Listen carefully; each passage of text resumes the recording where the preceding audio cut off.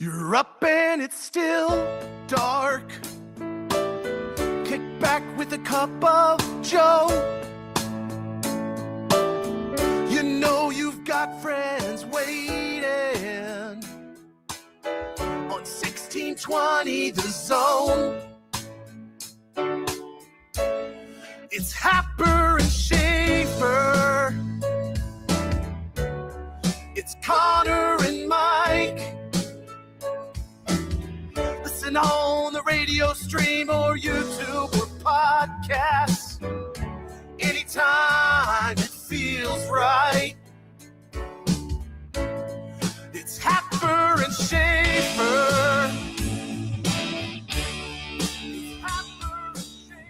All right, welcome in. Happy Wednesday. It's Happer and Schaefer here on 1620 The Zone and on 1620thezone.com. Connor Happer, Mike Schaefer with you. It is a big basketball Wednesday around here. Back to back.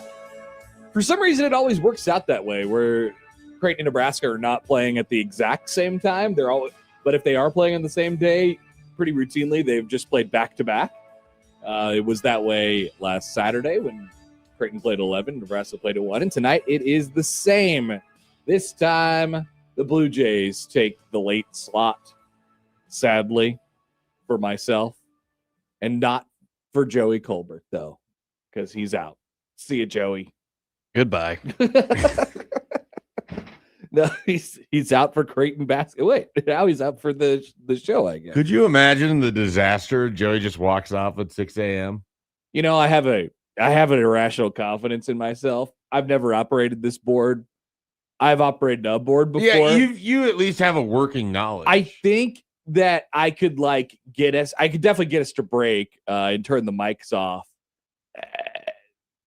We would have a limited capacity of the things that we could do, but we could maybe patch it together for like a day or so. But it would not be good, Joey. Honestly, as long as the producer's mic is off, you guys have your little on and off buttons.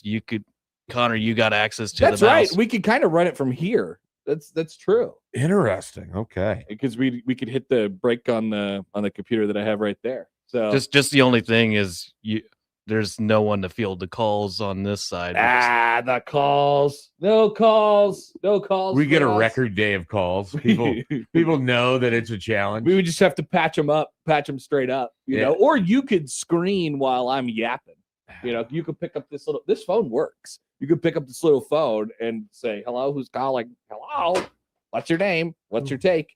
Anyway, and they'd say, yes, this is Miranda. I fell in a sinkhole yesterday. It's 69th and Pacific, and I just wanted to see if you guys wanted to talk about that. And you would say, absolutely. Let me get you right up. Let me get you going. Did you see the video? Not only did I see the video, yeah. Joey, I have the video, and I would like to play it. Should we just play it right now? Is there anyone that is there any audio out there selling like "I survived the sinkhole" shirts? That has to become a thing. That might be a Florida thing because it's a more of a occurrence down in Florida. I would love to. I think this is definitely not our first sinkhole. No. All right, take it easy. Jeez. This is not, get that guy off the air. This is not our first sinkhole. We've had a couple. This might be our most prominent. Our most prominent, given that it was on an artery street. Yeah, major thoroughfare. Like it was on Pacific Street and right by UNO on almost 72nd. Yeah, like potentially. I mean, there's other places that could be worse. What makes a sinkhole happen? What is the science behind that? This is not where I can shine. Yeah, but it's where we could speculate. We could speculate. Hello, if there's any news people that are driving to work that covered the sinkhole yesterday at 69th and Pacific, please give us a call. Okay, let us know. Joey, what do you got on Google? So according to Nick's favorite AI overview, folks, we love it. A sinkhole is a depression or hole in the ground caused by the collapse of the surface layer, typically occurring when acidic groundwater dissolves underlying soluble bedrock like limestone, salt, or gypsum. So there's nothing that can prevent this. It's just the acid underwater that eats away at the first layer of the earth, and then the ground just falls in. There's nothing you could do about it. Now, luckily, the cars that were perfectly placed at the stop, like right at the stoplight, the ground literally falls out from you at the stoplight at 69th and Pacific as you're going onto UNO's South Campus, Scott Campus. And luckily, I don't know if this has happened ever, but the earth did not fall out. It was just the ground broke, which is a little bit different.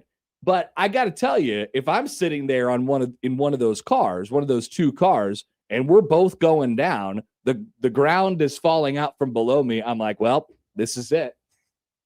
I'm done. I mean, there's no telling how far you'll go if the ground just starts opening up.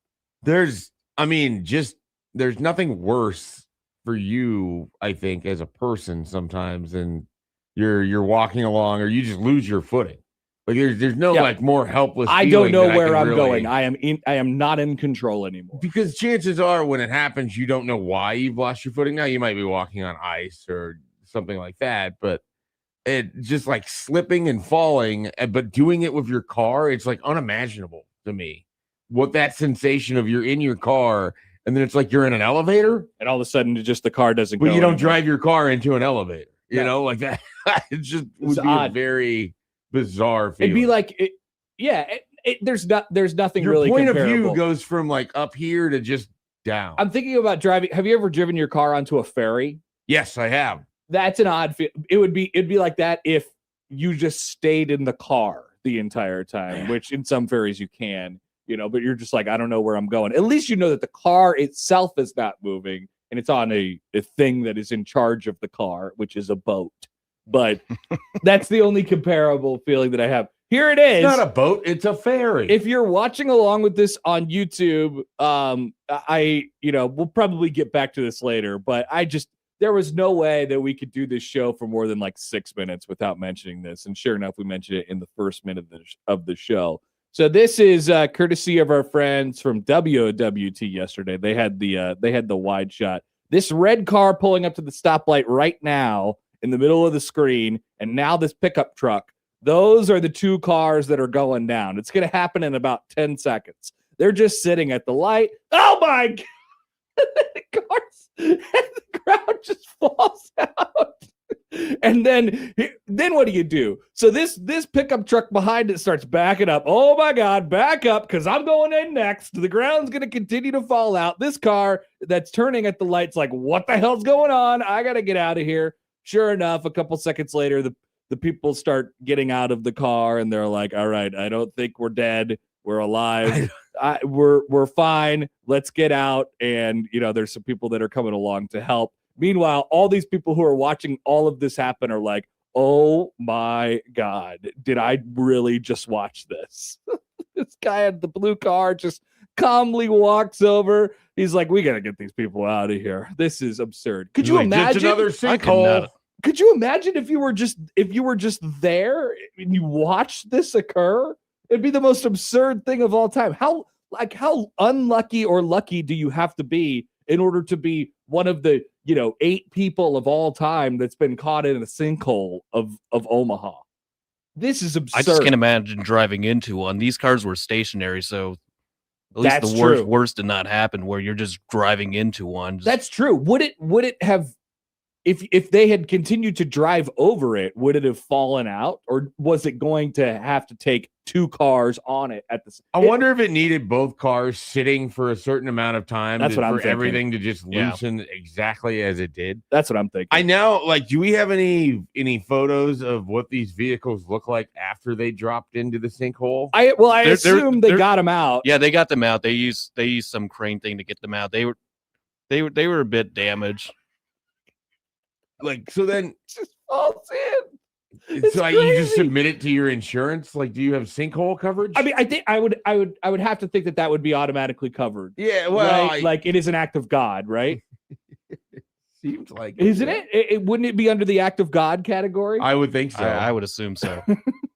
I don't know that the city like then the city's insurance, would it have to be involved? Yeah, I would have.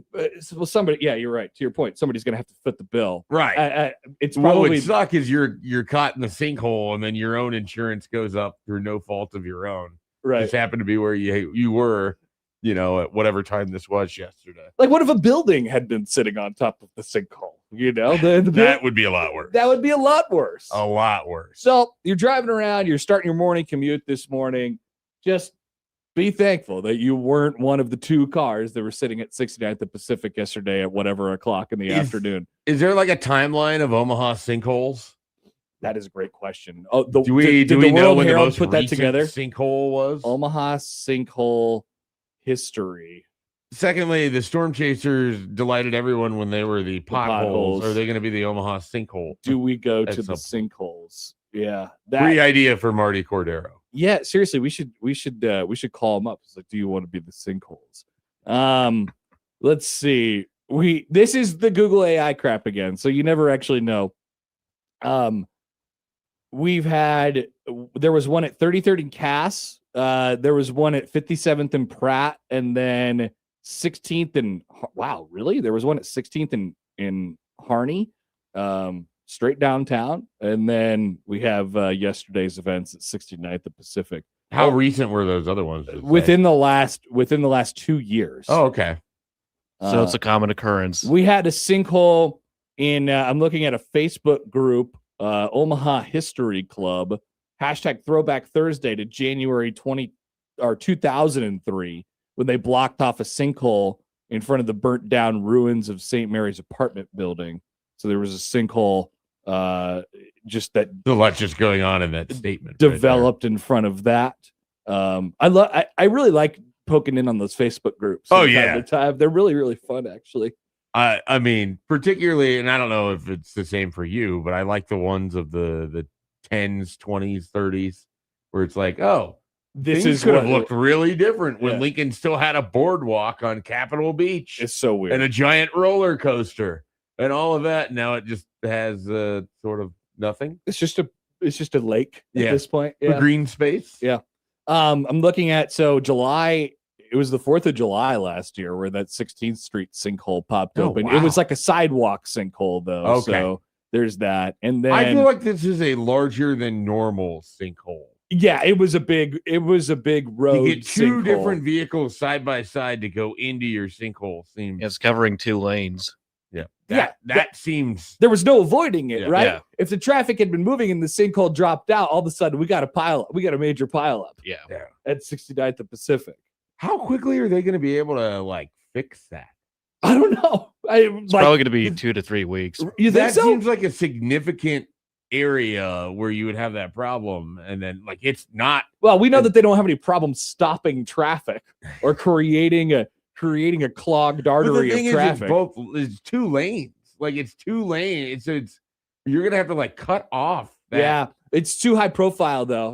People are gonna be wondering about when it's gonna get done now. People are gonna be visiting the sinkhole and taking pictures of the sinkhole. It's going to be a tourist attraction, so they have to fix it. They have to do their study on why it happened and what caused it and all that stuff. Their version of Mount Happer. The sinkhole is like some kind of sacrifice or something. There's going to be some sort of blessing that has to take place for the filling. Captain writes in on YouTube. He says, if the truck was able to drive out of the hole, it would have been a great commercial. He's not wrong. Like a rock. Oh, like a rock. That would have been awesome. What a great commercial. If only the truck was squeaky clean. We could drive your truck out of sinkholes at 69th and Pacific. Like a rock. Look, Cody says on the text line, he says the one on 16th Street took a garbage truck. A garbage truck? Wow. In a sinkhole? Is there video of that? Yeah, I'm sure there's got to be. The obvious best part about this one is that we had immediate live surveillance camera video, which is fantastic. So be careful out there. It's pothole season, definitely.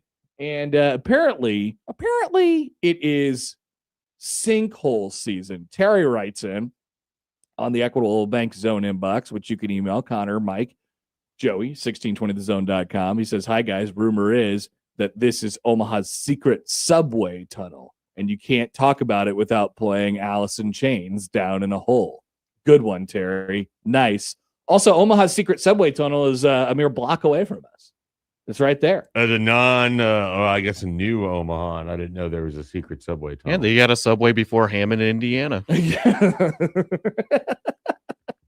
have many subways. This is just the subway in the conventional way that people think about it. It goes under Dodge and from on what is that, 52nd Street, 51st Street. It's 52nd up under Dodge right there. There's a little walkway to it. Wow. They had to close it several years ago. They had to fill it because there was too much riffraff going on down there with the children and things of that nature. So you want to limit your riffraff potential as much as possible. But that is Omaha's secret subway tunnel.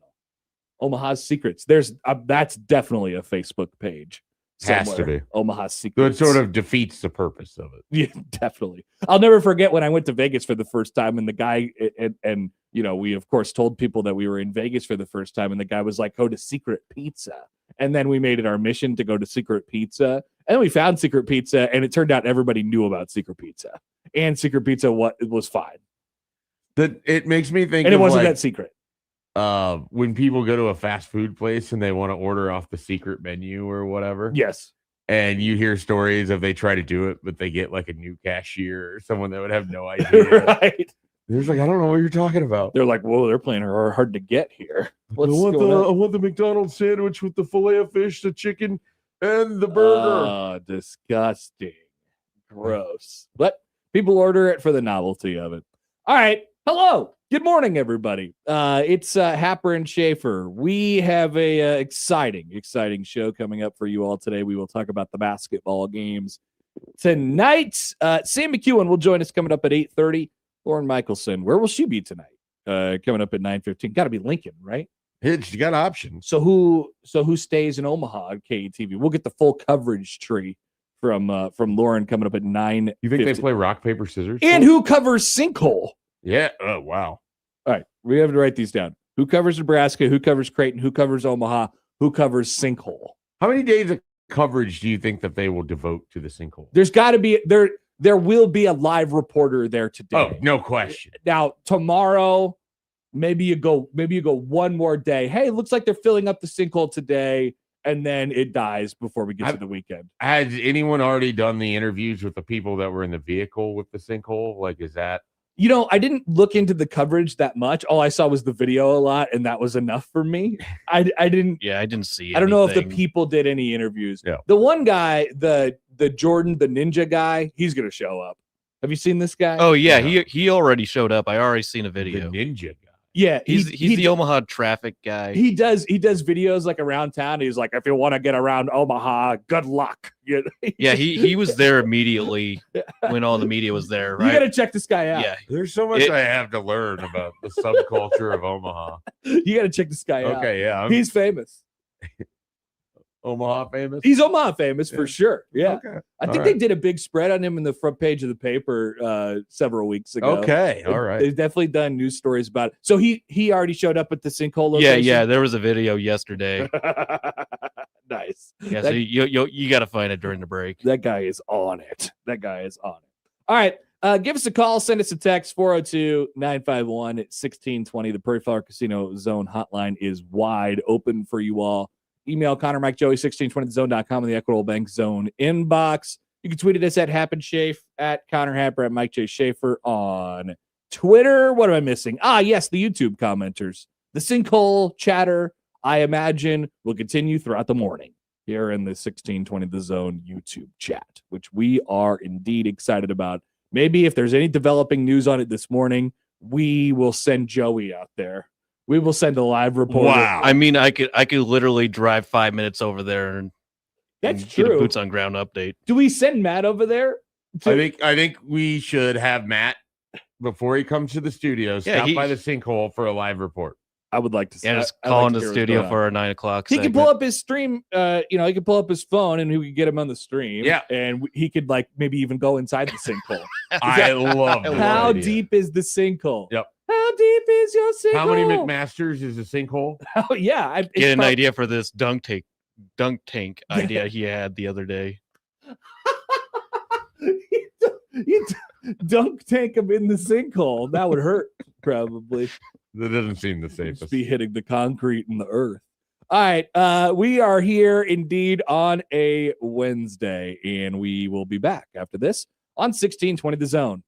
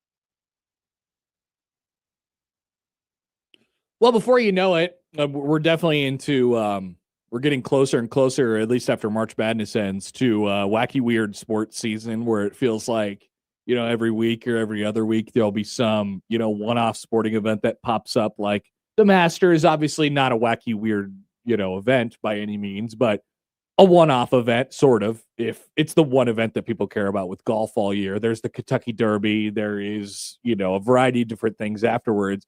And before you know it, people will be paying attention to college baseball and things like that. And the UFL. Are we ready to talk about the UFL? We're not talking about the UFL in particular. Are we talking about potential rule changes inside the UFL? That's right, Mike Schaefer. America's football guinea pigs, the UFL. They really are.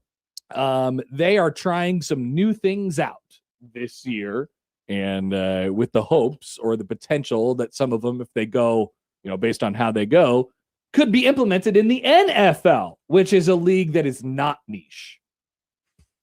Not niche at all. Did you know the UFL VP of officiating is none other than Dean Blandino? Wow. Who, works for Fox and all that stuff. He says, we look at the NFL as a partner. The NFL is saying, could you try this? We're using NFL officials in their first couple of years for additional snaps. When we first tried the kickoff, you would have thought we were changing the fabric of the game. 4 years later, the NFL is using it. By the way, Dean, doesn't make it any less gimmicky. But just because the NFL is using it doesn't make it not gimmicky. The NFL's done some gimmicky things over the years, and the kickoff thing that they're doing right now is very gimmicky, incredibly gimmicky. He says, it's not innovation to be gimmicky. Well, you be the judge. Here are some of the things that the UFL is going to attempt to do this year. If you successfully convert a 60-plus yard field goal, it no longer counts for 3, it counts for 4. Gimmick. Wow. Let's play gimmick or not. This is definitely a gimmick. All right. Punting from inside opposing territory is not allowed except for the last 2 minutes of a half. So I did some deeper digging on this. And obviously the first thing that came to my mind, like I'm pretty sure was about to come out of your mouth, was, well, what if you just took a loss, and if you were at the 49-yard line or 48-yard line, you took a loss to be able to punt it? No, you cannot do that. Based on where the drive started. No loophole. So you would not be able to do that. But even crazier, if you think about it in functionality, if you got the ball to the 49-yard line of the other team, you're in opponent's territory, got sacked for a loss of 10, took a penalty, whatever it might be, and we're talking about 4th and a mile, 4th and 25 plus from your own 35-yard line, the UFL is forcing you to go for it. Yeah. you have to go, which is the least possible. That is the worst possible situation to go for it. I really don't love rules that restrict or don't allow for strategy. Yeah, right. This is a stylistic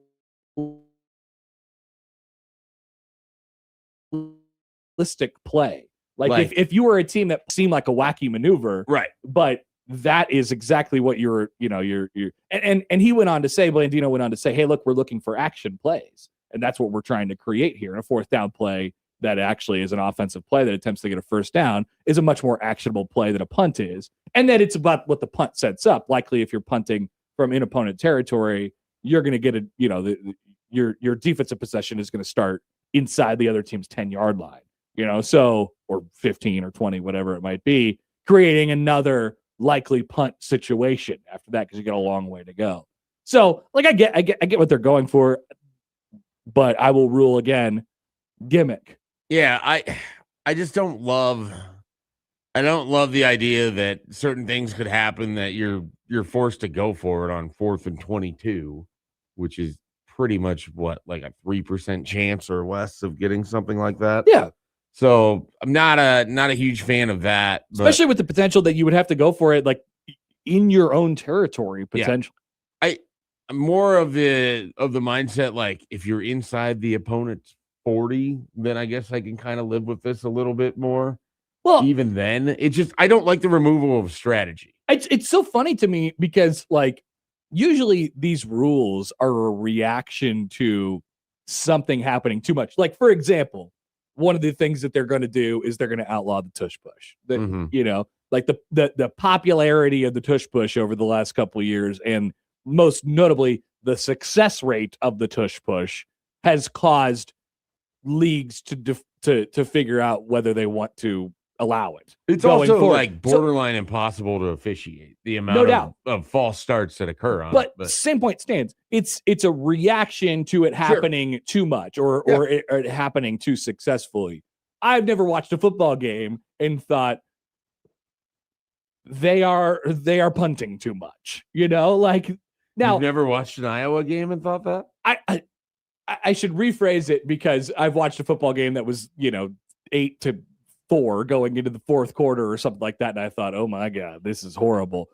Quality of football aside, right? Like you punt for strategy, and oftentimes when you're that deep into a game in the fourth quarter and you're in a really low scoring game and both teams have already combined for 8 punts or something like that, I want to see more punts. Like I am fully into sicko mode at that point, enjoying what's going to happen after, like who can punt better? Is the punter the star of the game? Does he down him inside the 1 yard line? How, are they going to get safetied on the next play? Like whatever it might be. And you are restricting this. I think we have an epidemic of going for it too much on fourth down, which this effectively does the opposite. Looking at you, Ben Johnson. Yeah. So I have like other questions. Can you envision a scenario? So this like harkens in fantasy football where you've got a running back that has a chance to score and then he goes down right before the goal line. Can you see a guy going down right before the 50 just to make sure like they're not inside the 2-minute thing, just to make sure that they can continue to punt from somewhere rather than being on the other side of it? If That's you're not going to interesting. get like, let's say you're not going to get the first down, but at that point you're only like 10 yards away from a field goal, depending on how good your kicker is. Yeah, I mean every kicker can make one from 57, In theory. I don't know if the Bears kicker can make one from 57. Or unless if you're McManus. McManus. But like you're close enough to field goal range at that point where you're probably not taking a dive for it. The other part about it is I don't like that they carve out the 2 minutes of each half thing. It's like, if you're going to do this, it's all or nothing. Yeah, just do it. Yeah, I agree with that. You're basically, it makes it even more gimmicky by being like, well, it doesn't happen in this part of the game. I hate when they do that. I hate when they do that with anything in sports. They're like, actually, the rules are completely different during this period of the game. Yeah, I don't love it. Yeah. One more for you. After touchdowns, teams have the option of a 1-point kick from the 33-yard line, which is that's further back even, isn't it? Or is that where? I think that's where the normal. Is that where they currently have it? Okay. Not from the 33. It'd be a 33-yard extra point. Yeah. So it'd be from the 16. So they might have written it weird. Maybe they written it. Maybe they wrote 1 point it wrong. from the 33 would be a 50-yard field. It would be. Yeah. Which maybe that's what they're saying. I don't know. It could be. Yeah. The other options are a 2-point conversion from the 2 or a 3-point conversion from the 8. Last year, teams could not kick after touchdowns and this is in the UFL. Last year, teams could not kick after touchdowns and had to choose between a 1-point conversion from the 2-yard line, a 2-point conversion from the 5, or a 3-point conversion for the 10. So they are. It might be a 50-yard extra point. It might be. They are reintroducing the kick as a 1-point 50-yard field goal. What are we doing? Definitely gimmick. Yeah. What are we doing? I mean, the problem is there's going to be, much like the kickoff, which I watched that kickoff in the UFL a couple of years ago when they started it, and I was like, what are we doing? And then sure enough, it was in the NFL a couple of years later. I could see him baiting the tush push eventually. I have a tough time imagining they're going to mess with scoring formats. It's just, well, there's too much at stake financially with gambling. And so I don't like that changes the way you math everything. And I think the NFL probably to a certain extent wants this. They want it to become like each play is like a random result generator. That's why we're introducing 1, 2, 3-point plays. That's why we're introducing the inability to punt in your opponent territory. They're like, ooh, I know what a wacky play is. 4th and 25 from your own 40. But I feel like that's not why people actually watch football. I agree completely. Like it's just I don't want a random play generator. From the experience of what you're watching to put so much emphasis on these random aspects of now the game. they are exciting plays. They do conversions in general are exciting. And it creates this do or die thing where if you do not convert a 4th and 25 from your own 40 and you turn it over right there, you take a sack or you throw it out of like whatever it might be, you're in deep trouble. Yeah. That's automatic points for the other team. You have quarterbacks hunting defensive backs like this guy's dumb. He'll pick it off. We can get 35 yards back right here. Yeah. Which is I think you would just try and get as close to the first down marker as you possibly could. You might not even get it in that situation. You just say, all right, this is basically like our punt. We're going to do like a 9-yard punt. Pretty much. Something like that. So it's all this seemed way gimmicky for me. I think the final verdict for me on this is gimmick. Gimmick or no gimmick, and we choose gimmick. Yeah. I think that is the case. Here's some more quotes from Dean Blandino. Dean. Here we're talking about the quality of the kickers and how these kickers have the ability to make 60-yard field goals at ease. He says, you look at what Aubrey and Bates have done. These are exciting plays. How do we incentivize our coaches to create more of these type of plays? Blandino said. A 65-yard field goal is more difficult than a 35-yard field goal, and there's greater risk if you miss, so there should be greater reward. Which is fascinating because I kind of felt like we were getting to the point where because kicking has gone how it is, it would just be closer to being taken out of the game. That's what I was thinking. Yeah. And to be honest, like, understandably, that is also a gimmick. I'm probably more for that than I am, the other way around. Now, then it's like you just literally have kickers on the roster for extra points, so that becomes a whole question. Or if we're talking about a 4-point field goal. I hate that. The changes of strategy with that are absurd. I hate the idea. Like when they used to discuss when Trae Young joined the NBA and it was like, the 4-point line. Do we need a 4-point line? It's like, I hate this. No, that's so weird. There's something about me where I do not want the scoring system in sports to change because it's so. I agree. That if there's a hard line here, it's that. Don't change the number of points you get for things. And I get nothing should be based on anyone's individual experience, but it's just like football has operated with its scoring system for how it has. I really don't need to see a change in this. It's not going to enhance. I'm certainly not clamoring for it. I'm not. I mean, think about it. Think about those. Think about how many times we get into 27-23 games, or 24-20 games, and you can take a 4-point field goal to tie. You can take a 4-point field goal to tie. And it actually what that does is it takes away from the idea of a team that's down 24-20 has to go the length of the field, which is the most exciting. Agreed. You're limiting that capability. Well, hey guys, if we get to the 43, we can kick a 60-yard field goal. What would that Josh Allen, Patrick Mahomes championship game have been a couple years ago if they would have had a 4-point field goal? They would have just stopped at the 40-yard line and said, let's take our 40-point field goal, our 4-point field goal. That would have sucked. We would have never got the epic Josh Allen, Patrick. We would have got half of it. It would be very, very sad. Wouldn't have been good. It would have been funny if Bucker missed a kick, though. He's been missing kicks lately. That's true. I mean, missing kicks is always sort of funny to watch, but gimmicky, I think, nonetheless. The first coach to get fired because he didn't go for a closer field goal so he could win the game outright with a 4-pointer. Made that a 3-point field goal, 4-point field goal. All right, we'll be back round out the hour after this on 1620 The Zone.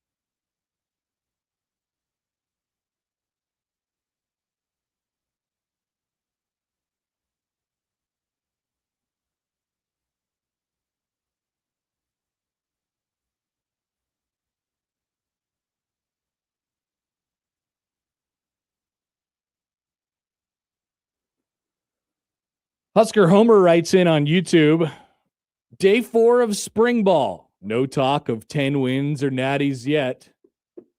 Yeah, I don't think that's coming. I definitely don't. Not with the schedule. I know it's not coming in the next 5 weeks when spring ball is going on. People are going to, if you are the honkiest of the honks, you will need all summer to get yourself to that place. Again, what kills me on this is that like so much of the alleged Kool-Aid is just from the people themselves talking themselves into it. Like, how often last year were you talking about a 10-win season? I thought there was a way it could have broke when they got, but it certainly wasn't at the top of mind. Yeah. Yeah. I mean, I would say I think 80 to 90% of the offseason at 7-5 and then relented and went to 8-4 by the end of it. I'm pretty sure that's almost exactly how it went for me as well. But like when we talk about ceilings and floors, sure, like 10 was the ceiling and but there's a was very the floor big difference whatever. between 10 is the ceiling and they're going to go 10-2. That's true. I have yet to find anyone out there who's saying that Nebraska is going to win 10 games this year. I actually don't know what Husker Homer is attempting to say here. Maybe he's just waiting for it. You know? He could be. And like, again, it's totally fine if you're optimistic about your football team and all of that. It's just, it cracks me up that this idea that the media drives how people feel about their team over and over and over, when consistently, I think people have largely been, they'll be okay. Like, that's sort of where it's been. 2024, there was a lot more sort of enthusiasm for stuff because of Dylan's first year and the way the defense had played in 2023 than there was in 25, or certainly will be for 26. The one thing that this season will have that could lead to optimism. Now it gets stuffed a little bit because this is Rule's 4th year, right? But there's always going to be optimism in new things. Sure. And Nebraska has some new things this year. They have a new defensive coordinator. Some very important new things. They have a new quarterback. Yep. They have a bunch of new players, obviously, and we'll talk about some of them as we go on throughout the show today. But that is one thing where you could get out of control quickly because of what you haven't seen, both good and bad, on new people in the program. Yeah, so I mean, there's a potential for upward Kool-Aid mobility. Yeah, I think that's like part of what you and I are going to be talking about up until they have their first kick is like, here's where Nebraska can sort of overachieve against expectation. Here's how it could look like. I don't know that we're going to get to the point of this is what we expect, that Rob Arch is going to come in and flip the defense immediately in his first year just because he's done it at Idaho and San Diego State. What is your okay, so baseline right now, what do you think Nebraska is going to be like on defense this year? I think they're going to be better. It's such an interesting question because success is defined by so many different things, whether it be a stat or whatever it might be. But like, I think generally, like you said, Schaefer, I think Nebraska's defense is going to be quite a lot better than it was at the end of last year. Now, is that a top 50 defense? Is that a top 25 defense? Is that a top 5 defense? Like, I don't know. And then in what ways is it a havoc-inducing defense? Do they take the ball away a lot? Are they really good at limiting scoring? Are they just good at getting off the field on third down? Like, there's different ways to build the same pot. Ultimately, I mean, you want to be effective in keeping the other team from scoring. I think they're going to be better defensively, and I can give you a reason or a bunch of reasons why. And yet at the same time, they can make improvements by leaps and bounds and still run into the fact that even if they're better defensively, their offense they still tanks get them. 3 top 10 teams potentially on their schedule. That's true too. Yeah. And their offense has to score enough points to make it matter in the first place. Yeah. Which is how I always end up in this, like, hey, I know the defense is what we really feel like we need to talk about all the time. None of it matters if they don't score more than 22 points a game. I agree. Like, if you were looking for if you're asking the question, which side is more likely to tank you, right? Which, if you assume in this very fake scenario, one side of the ball is good enough to win X amount of games, and the other side is a complete disaster. Yeah. Which is it more likely to be? Obviously, for me, it's the offense being a disaster and the defense being good. In my opinion. And part of it is because the defense hasn't been a disaster for 3 years now. Like last year wasn't good, and the end of last year was really bad. A disaster, I call it. At the end of last year, it was a disaster. It's hard though because you have 9 games where they weren't a disaster. Agreed. Oh, the overall product was not a disaster. The end of last year, 10 games where they weren't a complete. But the last 3, which disaster. Is how you remember it. Yeah. I mean, they were absolutely not in those games, and defensively they had no answers for any. Mm-hmm. So, I know I'm talking out of both sides of my mouth there. Wait, I could say, oh no, disaster. I think. Oh no! Disaster! What a bad idea! Mm-hmm. What a bad idea. Thank you, Eric Collins. No, their better ideas were when they were limiting points as they did for much of the season up until they came back from bye, basically. Maybe the worst following a bye 3-game stretch anyone could ever have. Certainly 2, and then following a bowl game layoff. I had a running spreadsheet a couple years ago of like how it went going into and coming out of a I bye. remember that. And it was generally not great. It was absurdly bad on both sides. Yep. And then at the end of the day, I stopped doing it because I was like, oh yeah, it doesn't actually matter. They just suck. And I stopped tracking it. Yeah. Because I didn't feel like it was an important factor in their sucking equation. No, I think you pretty much hit the nail on the head there. So a lot of it, again, like if the defense comes out and they play well, it's still going to be reliant on the offense to do more than what they have been doing. Yeah. And I don't think like that's a huge position to sit on. It's also why I'm very comfortable being in this like 6-6 with the upside. Like I think their biggest upside is maybe 8-4. Like it's really hard for me to drop half to 9-3. And it's not because I don't think they could get a win or two that they shouldn't. It's that I don't believe that they won't give away a game that they shouldn't either in the same season. Absolutely. You know, like I think they have probably as much likelihood of giving something away and taking something this year, you know, than I do that they just eliminate the bad loss and only have the good win. Yeah.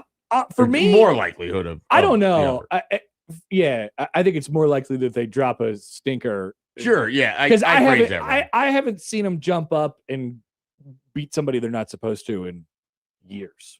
Yeah, I mean, I got to see that. I mean, they basically managed to hang around in some situations, and then they've been straight taken care of in other situations. Yeah. So, they've never actually won them, right? As evidenced by the fact that they've lost 30 whatever straight top 25 games. Which is, I mean, the more you say it out loud, the more absurd it gets. Like Nebraska has been a top 25 team multiple times during that conversation. They've been favored in like, I don't know, I'd say probably a quarter or so of those games, probably. A quarter might be high. Maybe a little less than that. A fifth. So if 25 straight, is it 25 or 35? Is it? It's over 30 now, isn't it, Joey? How many ranked losses in a row? Yeah, it's somewhere around there. I think it's like 30 or 31. So then it would need to be like 7 to be at a quarter. 7 games, do you think they were ranked in that? I think it's closer to probably 5. Okay, all right. So then, that we're talking about a 6 then or whatever. Take it down to 5-10%, somewhere around. Whatever. They've not good is what it is. They've still lost them all. All right, we'll take a break. We'll come back and jump into the 7 o'clock hour. Stay with us. A bunch of different things coming up today here on 1620 The Zone.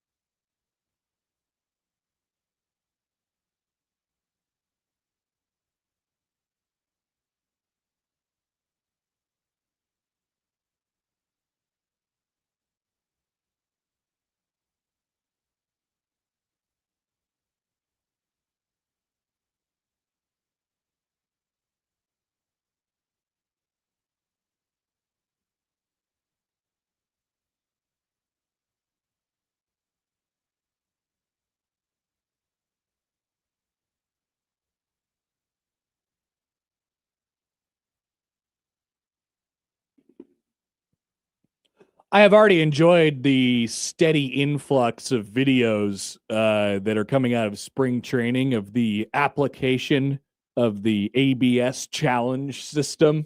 Very fun, very predictable. The one yesterday that went around quite a lot was in the Red Sox Pirates game, and it was literally right down the middle. And the umpire was like, nope, ball. And they were like, I think we're going to challenge that. And then he had the umpire. This is the best part about the entire thing. As a person who has seen it in practice a lot, and Schaefer, I think you could attest to this too.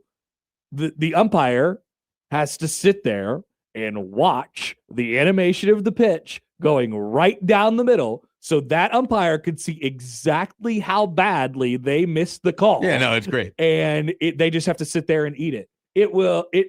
As I said before, I feel like it is the perfect combination of using the technology and also holding the humans accountable, both at the plate, behind the plate, and then behind the catcher as well, obviously with the umpire. Yeah, I mean, I'm just I'm looking forward to seeing how it's strategized during regular season games. You're limited to the amount of times that you get to use it. Like, I'm wondering if teams will have like specific players where they're more likely to allow them to just determine that they can use it at that point in time. Well, it's got to be pretty sudden. There's not much time for like thinking. Yeah. Right. And then it becomes like, do you give up a strike that's borderline early in the game if nobody's on base versus if you've got two guys on in the sixth inning and there's a call, but you can't use it because your 9-hole hitter was upset with a 1-0 pitch in the third inning. Like, those are the sort of things that I'm kind of like fascinated by how teams are going to go. I see what you're saying. Like, you give certain players the green light, and certain players are like, hey, look, man, you're probably going to get out anyway. Your strike zone's just going to be a little bit bigger today. I think about, there's certain players on the Guardians where I'm just like, you're going to strike out anyway, so what do I care? You know, like Gabriel Arias' chances of having an impact at bat here are low. Wow. So, roasted. You know, I hope every day that I get the notification that he's been released. The 3 letters DFA. Wow. You know? He's like their best player. No, he is not. They don't have anybody on that team. That's not true. All right, here I want to get to a couple Husker football topics here in the 7:00 hour of Happer and Schaefer on 1620 The Zone and on 1620thezone.com. But first, let's answer this fun offseason question from Gus Mohawk on the text line. Yeah, send off-season questions. Let's get a few of those. Love them. I love off-season questions. Just send them in. There was one game on next year's schedule that you want to win the most. What is it? I pick Indiana. I went to that game 2 years ago, and their fans are a bunch of frat boy clowns. Imagine them now, Gus Mohawk. I don't know that there has been a Nebraska away experience where more people that I have heard from have said how much they have disdain for a program because of how they were treated while they were there. It's two groups of people, at least at the time, that think so differently. Yeah. You know, from each other. Like, think about this. You're in Nebraska and you have your program is a palace, right? It is painted in national championships and Heisman trophies and stuff like that. Like, and you get to carry that around with you every day. Indiana fans are literally walking on the side. This is at the time. Indiana fans are literally walking at the sidewalk laughing at people who are going into the football game. Yeah. They're like, what? You're going to the football game? That was my experience in 2016. That is stupid. And yet it was that team that won 56-7 on that day. And so it's like, I could imagine 7. Nothing would frustrate you more if you're a Nebraska fan. Be like, these guys do not deserve this. I put everything into this program, blood, sweat, and tears, money, whatever. I'm at the game right now in Indiana, and these other people are like, oh, I guess there's a football game in. Oh, I guess in like 18 months we're going to win the national championship. That's kind of fun, I guess. Awesome. Yeah. Let's all go to Miami together. No, I assume a lot of it just stems from sort of it like you've been the doormat for so long, like you're going to take every opportunity when you're not the doormat to let everybody else know that you are not the doormat. Shout out Nebraska basketball. Yeah, I mean, that's basically true. Which absolutely take the victory lap. It's basically true, at least online, anyways. Talk now, your these talk. were people in the stadium that were like, I have never been spoken to like this. I had a friend who's like, yeah, I mean, I got like physically hit or touched in ways that were, he was at the urinal and like guys were coming up and flicking his ears as he was doing his business. He's like, it's the weirdest sensation. Flicking his ear. Yeah. That is horrifying. I mean, Who are these people? I don't know. It's Indiana. It's what they do now. So you would agree with Gus Mohawk of the description of what was it? Frat boy clowns. That's how it was described to me by at least 3 different people that were there. And then I've heard from well over 10 that were in attendance that day. And it was all the same. Now, you have to also marry that up with the fact that you went out there and watched your team just get beat in a way that it really, I mean, that's the worst loss of the Matt Rule era in terms of not showing up, how they performed, and just getting completely and utterly dominated. Minnesota last year. Yeah, it's different because, like, for me, it's a little bit different because they were in that game. Nebraska had a lead in the Indiana game, you know. I mean, briefly, and almost went down and scored to go ahead again. Yeah, some of it was 7-6. Like Nebraska got broken in the second half. Nebraska got broken in like the 3rd drive of the game against Indiana, and then had the rest of the game to just sit there and get destroyed. For me, it's different. I remember that being mildly competitive longer at the Indiana game. I mean, yeah, I mean they had like a drive or two that they got into Indiana territory. Obviously, very, very much got away from that. Right. Part of it also is I went into that Minnesota game having a feel for what was going to happen. Yeah. So I don't know that I view it in the same way. But I that's fair. I mean, that one was the most pathetic was Minnesota. I feel that way for sure. Yeah. I think getting like outwardly embarrassed by a team was probably Indiana, if that makes sense. Yeah. Like splitting those two things apart. And obviously it aged pretty decently, you know. Now getting beat 56-7 never really ages all that well, but at least it was by a playoff team. And you have the ball with inside of 2 minutes to go beat the best team in the country in Ohio State. No, they did probably did the very next game. Yeah. Like you can wash away that Indiana pretty quickly. Okay, so let me ask you this before we talk about some stuff with this year's team. So based not exactly on Gus Mohawk's question, but I will ask you this complete hypothetical. You get one of these. Which one are you taking? Oregon, Ohio State, Indiana next year. Which in all actuality, you get none of them because they're all a lot better than you. But let's just say you get one of them to, it's a meaningful program win. Which one means the most? I'm an idiot. I think there's a decent chance that this year they beat one of those 3 teams. Oh, all and right. Decent, tell me about it. I'll put it over 25-30%, which is higher than I think most people would. Over 25% to beat one of the 3. Yeah. Interesting. So I think some people would tell you they have a 0% chance. So like I think it can't be 0. I'm a non-zero guy, but it's definitely a lot less than 25. Yeah. So I think 25 represents decent there. Some of it is law of averages say that this should happen at some point in time. Yeah, but we would say that for fun. No, I get it. So you can just keep saying it. You just keep saying law of averages. Eventually you're going to be right. I don't think no. Now here's the difference. I could see him beating a top 25 team. Mm-hmm. Those teams are different. Like Yeah. I could, I don't know. Dealer right say he says Iowa. Like I don't think Iowa's not on the plane of those teams. It's not. But there's a certain part of me that feels like that Iowa is less likely to be beaten by Nebraska than all of the. It's just because of the inevitability of the entire thing. But we'll keep them separate for now. Beating one of those 3, once again, Oregon, Indiana, Ohio State, is different than beating like a 23rd ranked Illinois or something like that, right? So not all ranked wins are created equal. That would be a different thing. And I think to this is the point of the question, it would be a platform building win, right? You could say we finally broke through and not only beat a ranked team, but beat a really respected playoff caliber ranked team. Like that is a launching pad. Sure. So which one would you want to have the most? Which one would be the most representative of that feeling?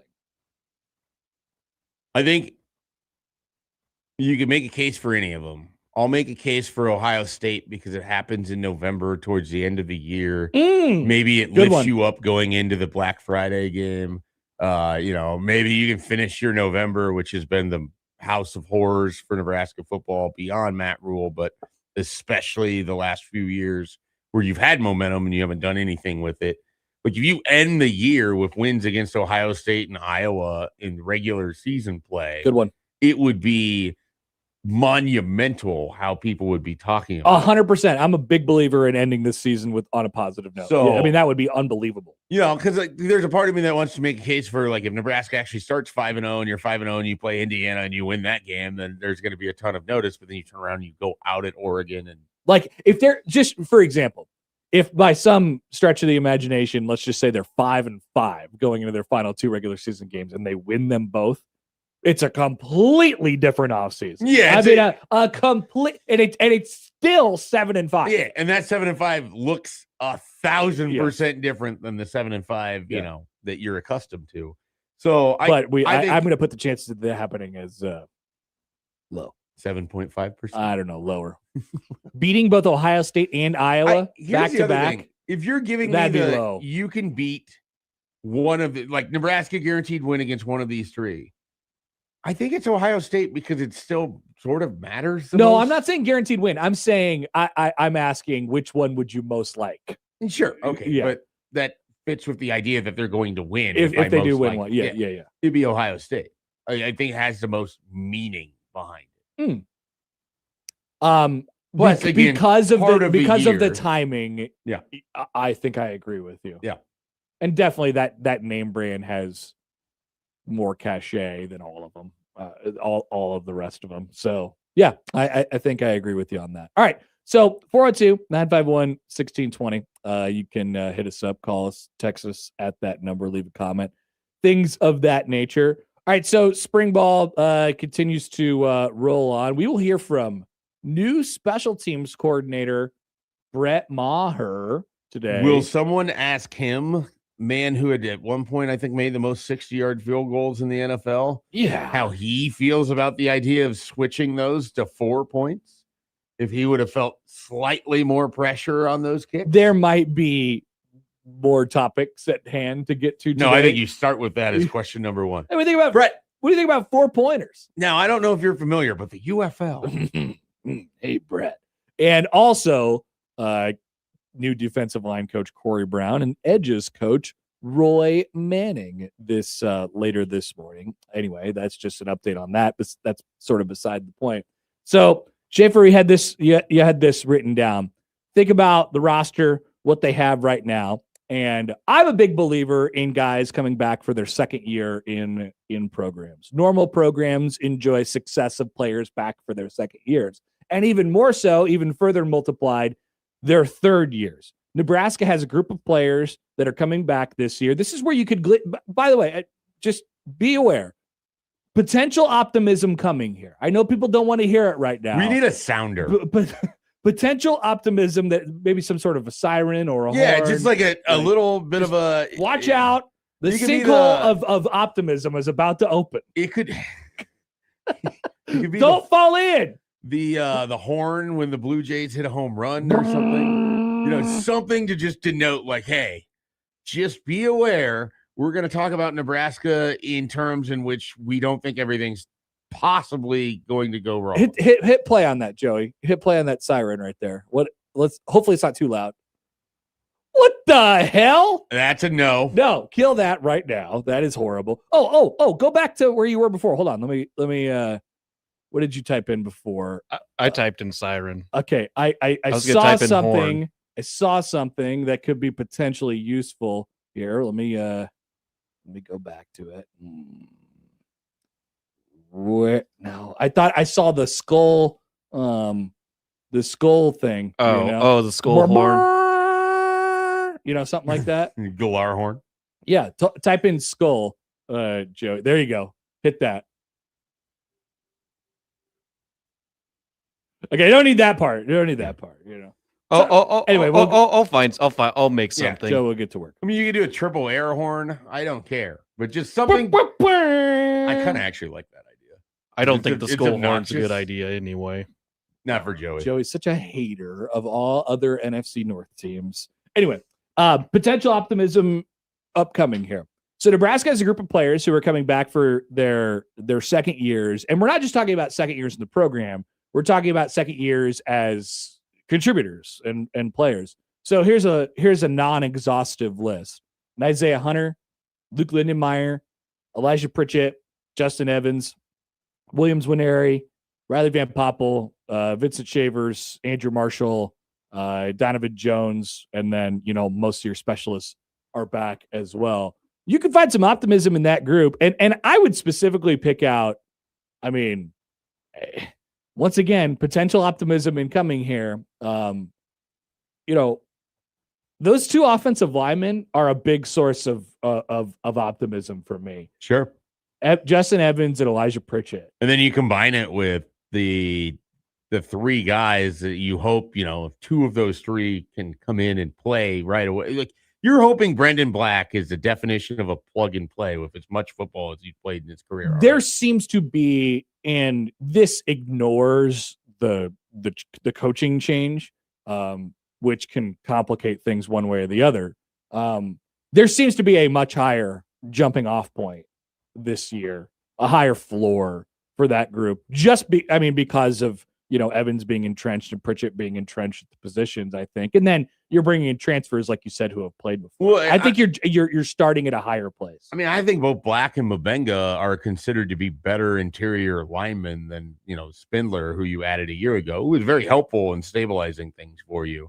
But if the idea is that these guys who played a lot of football can just step right in, and Pritchett, who is a new human being apparently, and then Evans, and he doesn't shut up. We had the clip yesterday. It was a great clip. I wish we would have played it. Holgerson was talking about how when they brought him Mabenga on the visit, he first said, I didn't hear him talk for a year. Yeah. I didn't hear him say anything, which is you're probably going to want him to talk.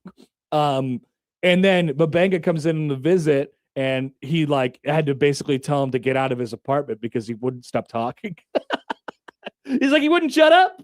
He said that, which I thought was great. Yeah, well, he wouldn't leave. Maybe he's going to be very comfortable in 2026. I think that's huge. And then you have Evans, who we asked this question to, and his name was one of the ones where they thought of as the top returning player for this upcoming season. I can't remember. You can make that case, certainly. Who got this thrown to them? But I mean, if that's true, that's one, your left tackle and your center. Like if you're building your offensive line and you feel really good about those two spots, that's a great start. Yeah, so everybody always wants to go to the transfer additions, and I think we are Schaefer, I think we're sort of in the same place as far as what they got from a transfer portal addition perspective. I think they filled needs. I don't know that there's a superstar in the group. No, I don't think any of these guys are going to be all Big Ten. But I do think you have a handful, an overflowing handful of starters. Yeah. When you include now I'm going to forget everybody's name, but Chambliss and McDougal and Dexter Foster, those guys are starters. Gilmer's a starter. One or two, probably two guys on the offensive line, maybe three on the offensive line. So you got to. I think they're hoping for three. I think Babalata is the sort of question mark, maybe. So you get 6 or 7 starters, out of the transfer portal. So whether Calandria, who I didn't even include in that situation. So, but everybody wants to look at that and they say, it's sort of underwhelming. And I don't necessarily disagree with you, but at the same time, they got a bunch of starters out of that crop, I think. But I think you could glean more excitement, even though it's not exciting to talk about because it lacks that thing we talked about earlier, which is, the unknown, the surprise element. This guy might be the worst player ever, but he might be the best player ever. It lacks that, admittedly. Mystery box. This is a good thing. Yeah. Nebraska has a strong crop of starters, players who are coming back for their second and third years in the program. A guy like Ja'Cory Barney back for his third year. Shavers is in his third. at this point. For Barney, it's his third year as a starter. Third year as a starter. Right. Yes, that's an important thing to know. I'm not just talking about guys who have been in the program for that period of time. We're talking about players. And so, like it or not, whatever you saw last year, no, it wasn't good, certainly at the end of the year, but the reps that they got should create the linear progression that you're looking for. How often do we talk about with literally every other, whether it be football or a basketball team, these guys back in their second and third years playing in the program, it's just better because they're confident and comfortable. And they've grown into their body. Like I know there's someone listening to this that's already annoyed because, they weren't good last year, so returning them for another year won't help. And it's like, I would ask you to think about how you felt about Nash Hutmaker before 2023. Sure. How you felt about Ty Robinson before 2023. Like, these guys, not everybody's progression comes at the same time. Not everybody flashes early in their career. And it's not that they weren't well-known names, but they weren't producing in the way that they were by the time that Tony White and Terrence Knighton were able to get their hands on them. And there's no reason that it couldn't be similar for Rob Arch and Corey Brown. Like, there's no reason that Riley Van Poppel, who everyone sort of agrees was very talented coming out of high school, showed flashes as a freshman, redshirted, and then had a very uneven year. That happens to a lot of players. The talent is still there. It's on Corey Brown to maximize that. Yep. It's on Rob Arch to figure out how do we get the most out of Riley Van Poppel. Lenhart, same thing. That we didn't even mention him on the list of guys. Right, and that's somebody that I should have thrown on there on the names I wrote down. Like, there are guys, and again, it doesn't mean they're going to be like phenomenal. It doesn't mean any of these guys are going to be James Lynch, what he did for Baylor.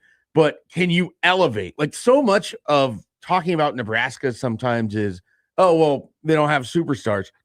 But can you get enough guys that are playing at a high enough level that your defense is better for it because you've improved across all three levels? It's really hard for me to not think they're going to be better across all three levels in 2026 than they were in 25. I don't think we think enough collectively about what experience does for you. And they'll look at it and they'll say, well, it's experience, but is it good experience? And I think that's a fair point.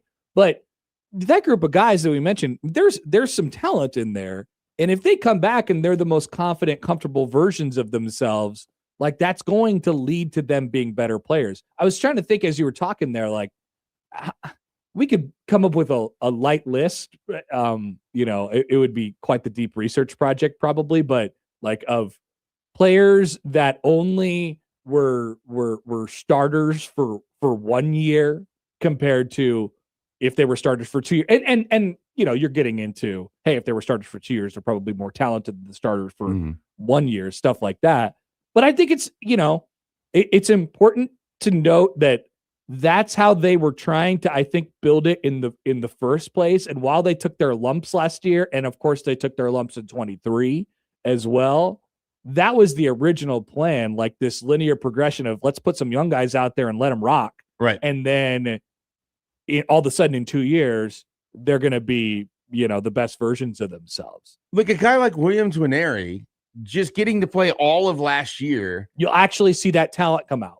And we saw flashes, but now you're hoping to see a more sustained version of it. You're hoping that Arch and Corey Brown are able to get an even better version than what Braden and Butler were able to do. Like, there's, again, if you're looking for reasons for optimism, some of it is that they retained a lot of guys that they fought to keep or to get at one point in time. And yes, they didn't have great seasons, but if they progress, if they get better, if you get better on the second level, if you get better, against the run in general, it's going to help your team. Like, they were fine against the pass last year. Now, not a lot of teams really threaten them because they're able to run the football so well, but it's just, there's incremental improvements that can go a long way defensively. I do think there is I think there's a reason to be optimistic about what Nebraska can do defensively because of a lot of these names we talked about. I agree completely. I feel good about the defense. Chambliss and Foster with Merritt and Jones and some of these other I'm excited about that linebacking core. Last year, by the middle of the season, I thought the linebacking core was bad. I don't think it's overly optimistic to say that I believe the defense will be vastly improved. I mean, like they're gonna be in the right spot. Now, the complicating factor with all of this is there is, as far as the apparatus that they walk into, it is a new quarterback with a completely different skill set than the previous one. It is sans a 1,500-yard rusher and an All-American. It is a new defensive coordinator with new defensive coaches and stuff like that. But I still think the experience piece of it matters, especially when you're tweaking the system and you're trying to learn how to do new things and terminology and things like that as well. And that's what this time of the year is for. So, I mean, it'd be fascinating to see where it all lands. But, reasons for optimism, yeah, they exist. Now, at the same time, we're not sitting here and telling you that they're going to win 8, 9, 10 games this year. But like there's a real chance they look like a coherent, competent football team. And even if they do look like a real coherent, competent football team, they could still go 6-6. Yeah, there's a world where they go 7-5 or 7-6 by the end of the year, and they're significantly better than the last 2 years where they went 7-5 and 6-6. 100%. Like, it's not all of those records are the same. You know it when you see it. All right. Any thoughts on that? We'll take them. 402-951-1620. We'll be joined by Sam McEwen in about an hour or so here. Lauren Michelson in the 9 o'clock hour. Stick around. Plenty to come on Happer and Schaefer on 1620 The Zone.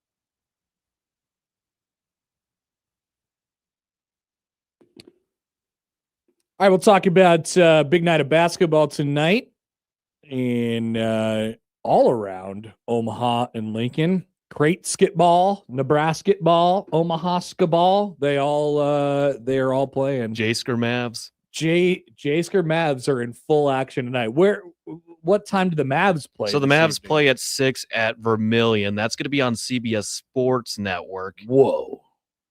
It's Hell their That's kind of a other big game. nationally televised game. Yeah, it's a big game standings Whoa. wise. They're hovering around the middle. USD is 291 on KenPom. That's bad. That's bad. But Not a good team. for the Is defense still optional for them this year? let's see what they are. Yes, 291 KenPom overall, 291 defense. Ouch. 260 on offense. They watching them a few times last year. We're not interested in playing. Ouch. It's going to be in the 80s, mid 80s probably. That's Summit League basketball, folks. And then we'll talk about Creighton and Nebraska this evening as well. Speaking of Nebraska basketball, Fred Hoiberg, he went on Jim Rome yesterday. Rome, clones. Remember Jim Rome? I do. I used to listen I to was Jim never a Rome big all the Jim time. Rome guy. I was never like a big Jim, like You weren't like a jungle guy. I wasn't like, calling the smack off or anything I was like gonna that. say. I was gonna ask if you were ever like big about the smack off. No, but I listened. It was because it was Yeah, on, sure. but I wasn't like, I didn't make my whole personality Romy. Romy. He's had some good bits over time. Oh yeah, no. I mean, that guy. Like, I don't say this to ding on anything he's done. Like, that guy's a sports talk pioneer. Sports Tech Pioneer. But definitely not my Cup of tea. Yep. But yet Fred Hoiberg was on there yesterday, and we're gonna play this video here, Joey, if you're It's ready. It's Okay. ready. So here is Fred Hoiberg, and obviously, part of the reason that he's on the show is not only because Nebraska's having a good year and he's a candidate for National Coach of the Year and whatever else, but also because he has recently been involved in a controversy, or as we deemed a non-controversy. Here is Fred Hoiberg yesterday on Rub.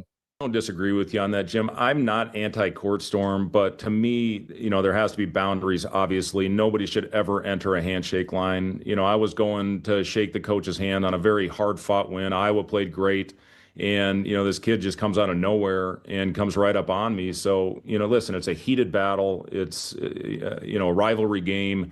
And I reacted, and I probably would do it again. And one of their coaches that I accidentally made contact with, I reached out to him, and he said he would have done the exact same thing. So you just never know in those situations, Jim, and it's got to be handled better. It's a great learning opportunity. I appreciated the statement that Iowa put out, but yeah, when you're in the handshake line, you should never have to worry about somebody walking up on you. And you don't know, Jim. Listen, this kid may have had 10 beers in him, and who knows what happens. I did talk about my pacemaker. I hit a phone out of a guy's hand that was interviewing me. He kind of came up when I was at Iowa State, and all it takes is one incident, and I'm done, Jim. I don't have an escape rhythm. So if something does happen to my pacemaker, there's nothing that I can do. So I'm not going to take that chance. I'm sorry. The one thing I did realize is that the Iowa Twitter base is very well versed in electrophysiology. So if I ever have a question about my pacemaker, certainly I can go and ask them. But listen, it happened. I apologized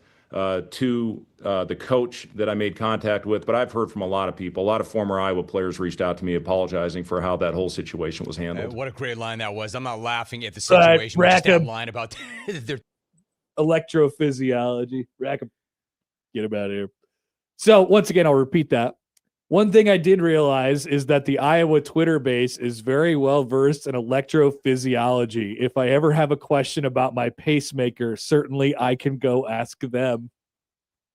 It's so good. It's so good. We are barreling down toward that March 8th rematch between these two teams, just being absolutely bare knuckle. It's going to be great. I cannot wait. No, it'll be. Fred Hoiberg hates Iowa. Very. Should. I mean, there's lots of reasons for him to hate Iowa. All of Nebraska's coaches should adopt that mindset. Like, that's it.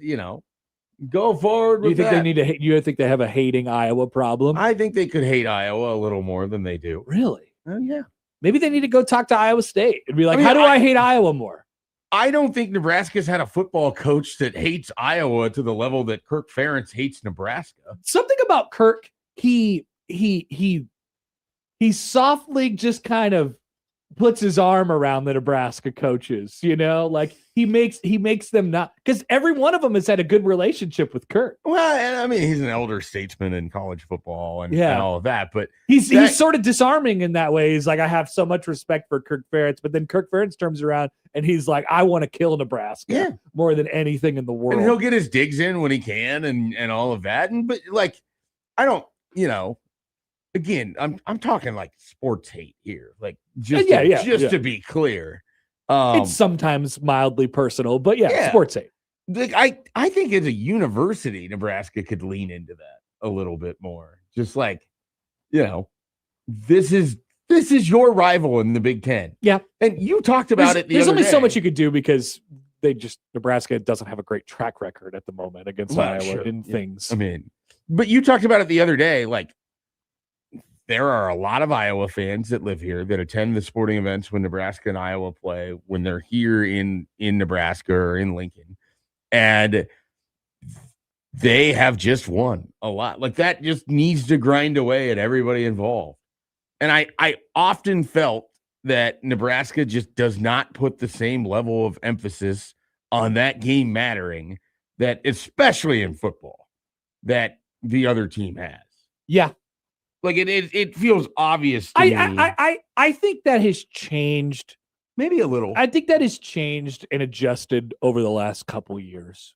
Maybe a little. I think Nebraska has sort of answered the bell on the caring part. Nebraska hasn't, obviously, if we're talking about football, Nebraska obviously hasn't answered the bell in terms of like having the right formula to be able to beat them. Sure. But I do think they hate them. I think they've answered the bell there. Early in the rivalry when Nebraska joined the Big Ten and probably all the way up until, I don't know, Frost got here maybe. That maybe wasn't the case. I don't even know when in the Frost era I would have thought like, oh, this game matters more to the, like, even when you're 5-6, it doesn't feel like there's that extra oomph to this game from the Nebraska side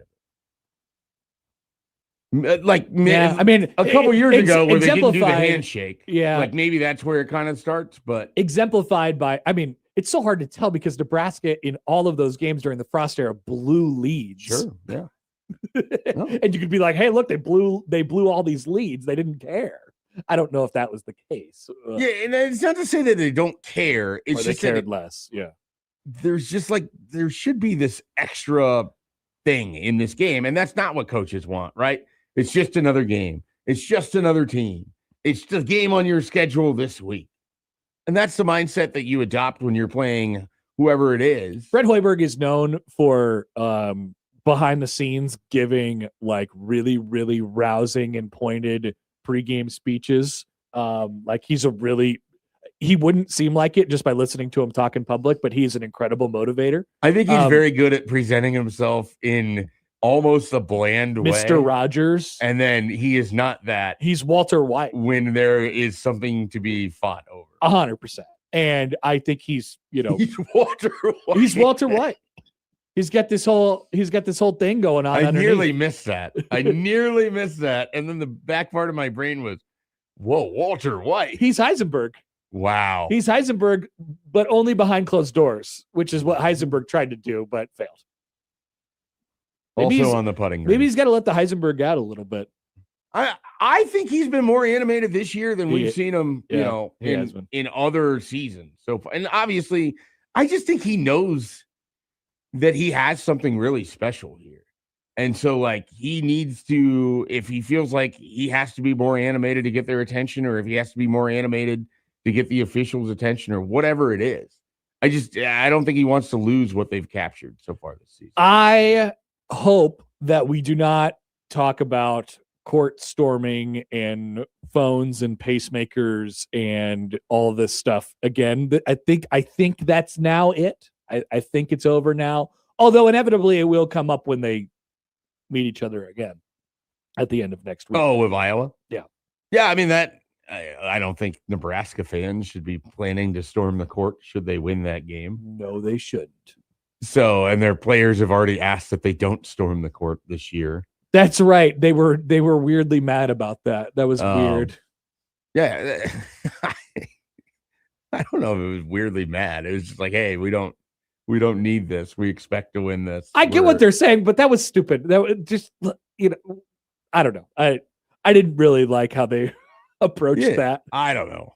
I don't care as much on the court storming stuff as seemingly other people do. Same. The only way that this is a thing, and I don't know that they'll have enough fans there to really storm the court, is at USC or UCLA, where they play their last 2 road games. That's true. So hopefully, for everybody's sake, there's no more court stormings involved. Nebraska very much wants them for a multitude of different reasons. No more court storming. Correct, because their home games are against Maryland and Iowa, and they're not storming the court for those games. So, maybe that's behind us now, or maybe he'll appear. I mean, we are, as we mentioned yesterday, I mean, as we count down toward the big day, the wedding day is less than a month away. I'm sure Nebraska will be quite the darling of the tournament from just like a coverage perspective. Now, obviously, locally there will be a bunch of people there and all that stuff, so you'll get all your coverage from that regard.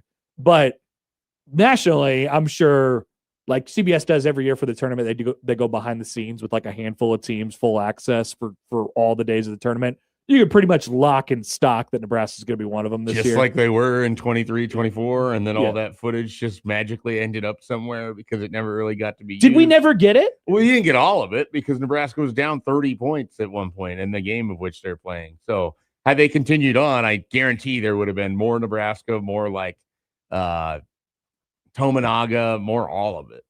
But they didn't win that game. So they most certainly did not. And they really were only competitive in that game for a very fun first 10 minutes, and then the rest of it played out. I was at a Pittsburgh bar watching that game, just sitting up there watching Nebraska play Texas A&M, who, by the way, was coached by my dear friend Buzz Williams. Yeah, wow. Who I talked to at the College World Series a couple years ago. He definitely hadn't had a couple drinks in him when Texas A&M buzzed Williams. He was Buzzed Williams at the time. And look who's in town this evening. Yeah.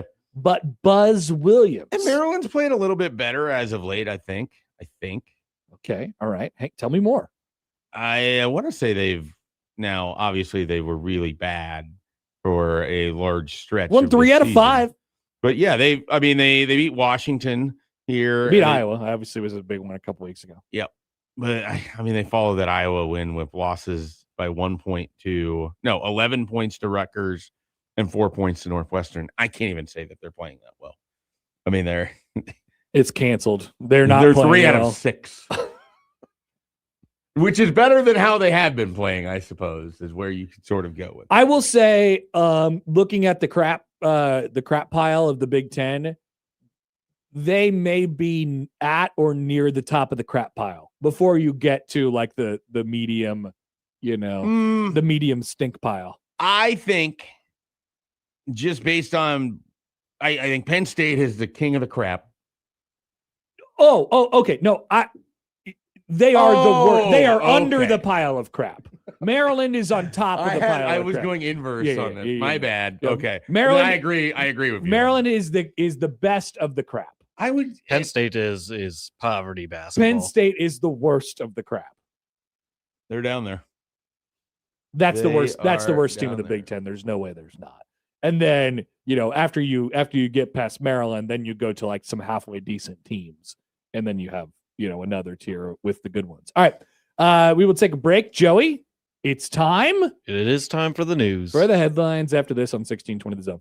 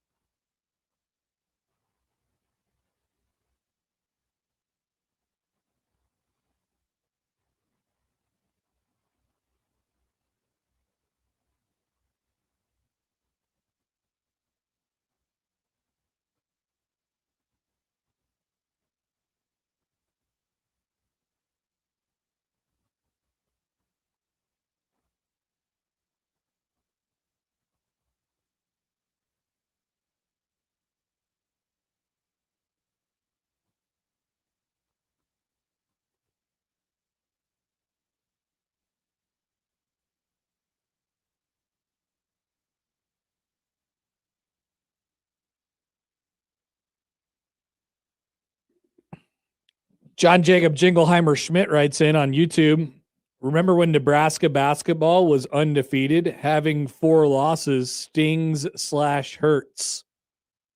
Well, it shouldn't, John. It's really okay. 23-4, breaking news, is pretty good.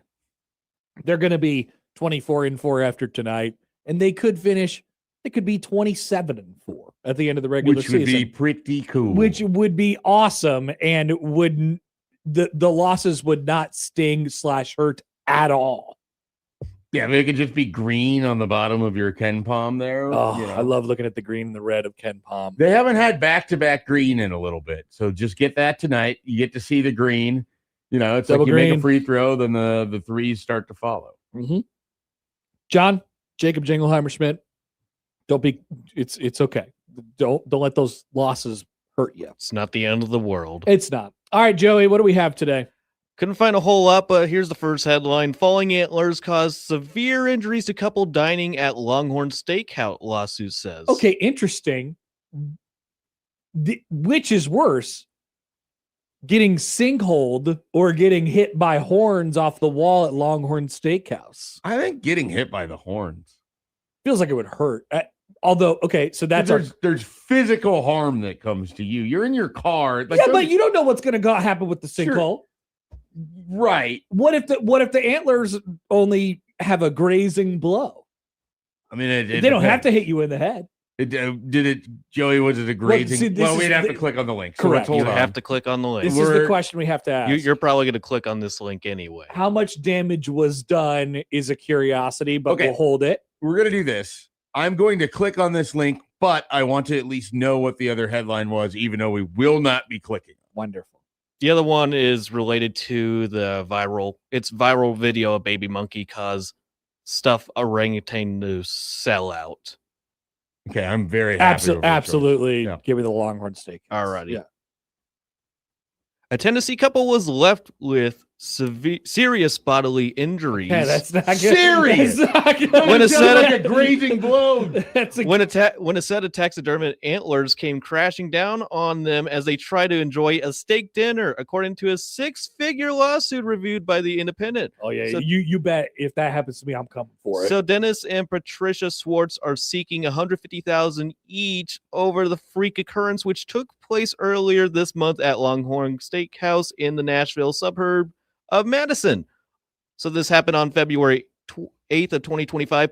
The plaintiffs were dining at the Longhorn Steakhouse when a decorative object made of wood and antlers, referred to hereafter as decorative object, detached from the wall and fell onto the plaintiffs due to it being improperly and inadequately secured to the wall of the premises. That's got lawsuit written all over it. At that point, I want to see pictures. I want to see what the actual. Obviously, you want to see a video of it happening. That would be great. I know I'm asking for a lot, but at the same time, we did get the immediate surveillance cam with the people going into the sinkhole yesterday at 69th of Pacific. So I'm sure Longhorn Steakhouse says something. Now, unfortunately for them, they are now tied up in a lawsuit because they didn't secure their antlers properly. So they're probably not going, we're not going to get this. But, I would not. I mean, those things are heavy as hell. Yes. I'm not. That's not what I get. The story I'm reading about this goes on to talk about similar situations that have occurred recently. Apparently this is a thing that has happened more than just one freak occurrence. No kidding. Yeah. Be careful where you get seated in some of these places with stuff on the Now, wall. what was the serious bodily? Now, that's what they said in the lawsuit. Sure. Which is what you would definitely say in a lawsuit. So the Swartz also say they have further endured lasting mental anguish in the afternoon. Of course they have. Of course, now you can't sit at a Longhorn Steakhouse underneath the antlers without thinking the antlers are going to fall.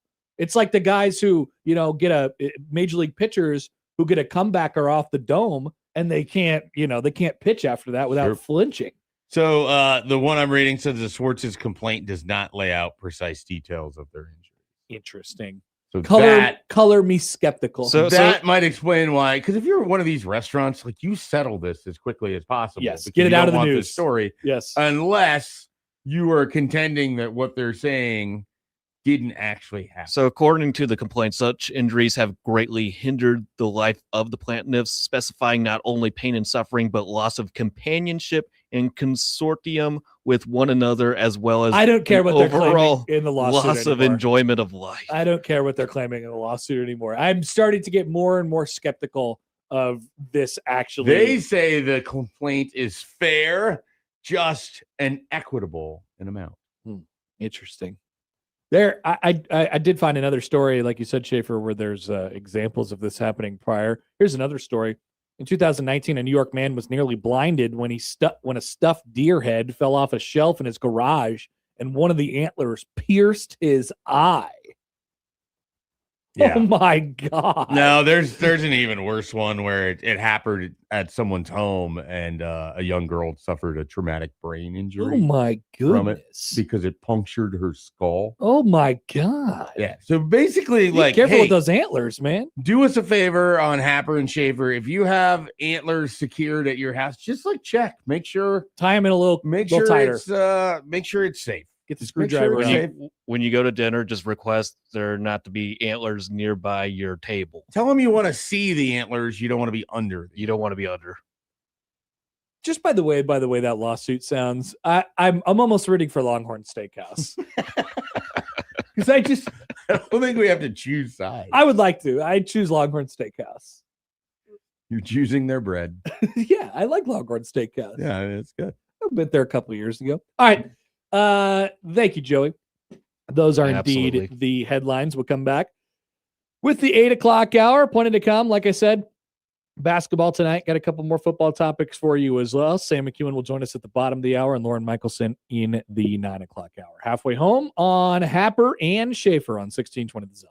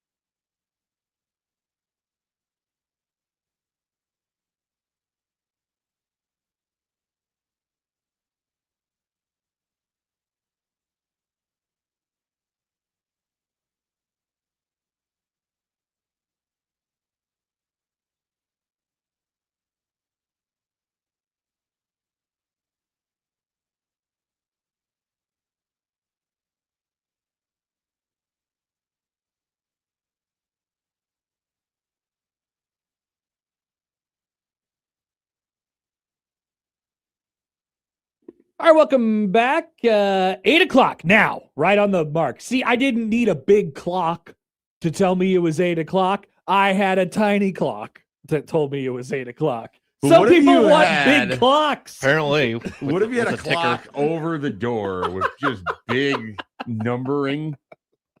So you knew what time it. I don't know. I have that clock. It's the same clock. But what if you didn't have it to look right here and you were looking up there? I can't see up there because I have a computer screen that's blocking me. Some people. you also got a clock on your computer. That is true, but it is not exactly synced up That is true. with our radio time.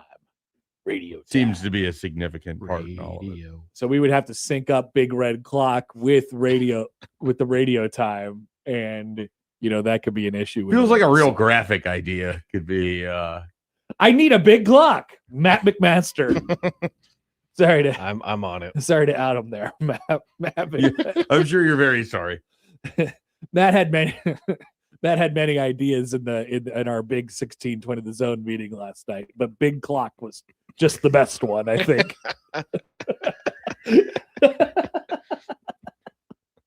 I was a big fan of that. You should be so mad. It would be cool though. I do like the idea. I see these ads all the time for the you can have an at-home ticker, almost like a sports ticker. LED ticker. I want one of those for my basement. Those are pretty cool. Yeah. I think I like that idea. So I think that's kind of what he was getting at there. Maybe we ask for that in the future home of the zone, wherever that studio is, whenever that happens. Wherever we may be, we be. A sports ticker. A ticker. Yeah, that'd be great. But you'd have to get the clock. Otherwise, some people would be unhappy. Would you think we could sell them on getting a big atomic clock that would have all of the information on it? When the atomic clocks started really getting popular, I think my dad bought 14 of them, and he's got it all across. It's just strewn across the house. Do you remember the first house that I owned, in Lincoln? You came over to visit a couple times. Did you ever see upstairs in the hallway there was a literal weather station that was in the wall that had not that pressure and all of these other things? Not that I recall specifically, but I love it. People would walk by that and they ask you if you were a they farmer. would ask me a bunch of questions about it as if I was the one that put it in the wall. And how I feel about the weather. I know. I'm the last person that you're would have ambivalent about it. An in-wall weather station. I know, but it's so cool. My grandpa has the whole thing too. He's a farmer. And so he's got the whole wind pressure and all that stuff. It's cool, but it felt more like a conversation piece for me. And the conversation usually was, "Hey, did you put this in?" No. No, it's funny. I actually don't care about the weather at all. I just have the biggest weather station of all time. I didn't put in the laundry chute either. It just happened to come with the house. Weird. What a house. Well, it was built in the 1950s. So who owned it before you? Some weather caring about? I think so. I couldn't go downstairs to put the laundry in. He He had to use the chute because he was the fifth owner of that house. Wow, over 50 years. Yeah, because there's a couple that had been there for a while where it had started, and then there was a couple in between, and then I bought it from an older couple that had maintained it terrifically, and then I ruined it, of course. But you didn't ruin the house. I felt like I ruined it. I don't think. By the time I left, I was like, all right, we're good, house. Weekday Wade probably ruined his part. Weekday Wade probably did. All right. It had a fallout shelter that they built underneath the because it was built in the 50s. You're talking about the 50s. Yeah, it was built under the front porch, and it was all concrete. Maybe we need to bring back fallout shelters.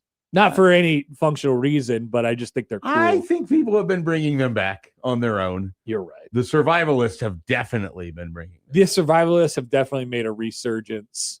I don't know. I don't know when that kicked off. I don't know what started the reemergence of survivalists, but it did come back. I don't know. A handful of years they ever ago. went away. They just became more mainstream. They became louder, and there was more of them. And their tactical gear is always available on television.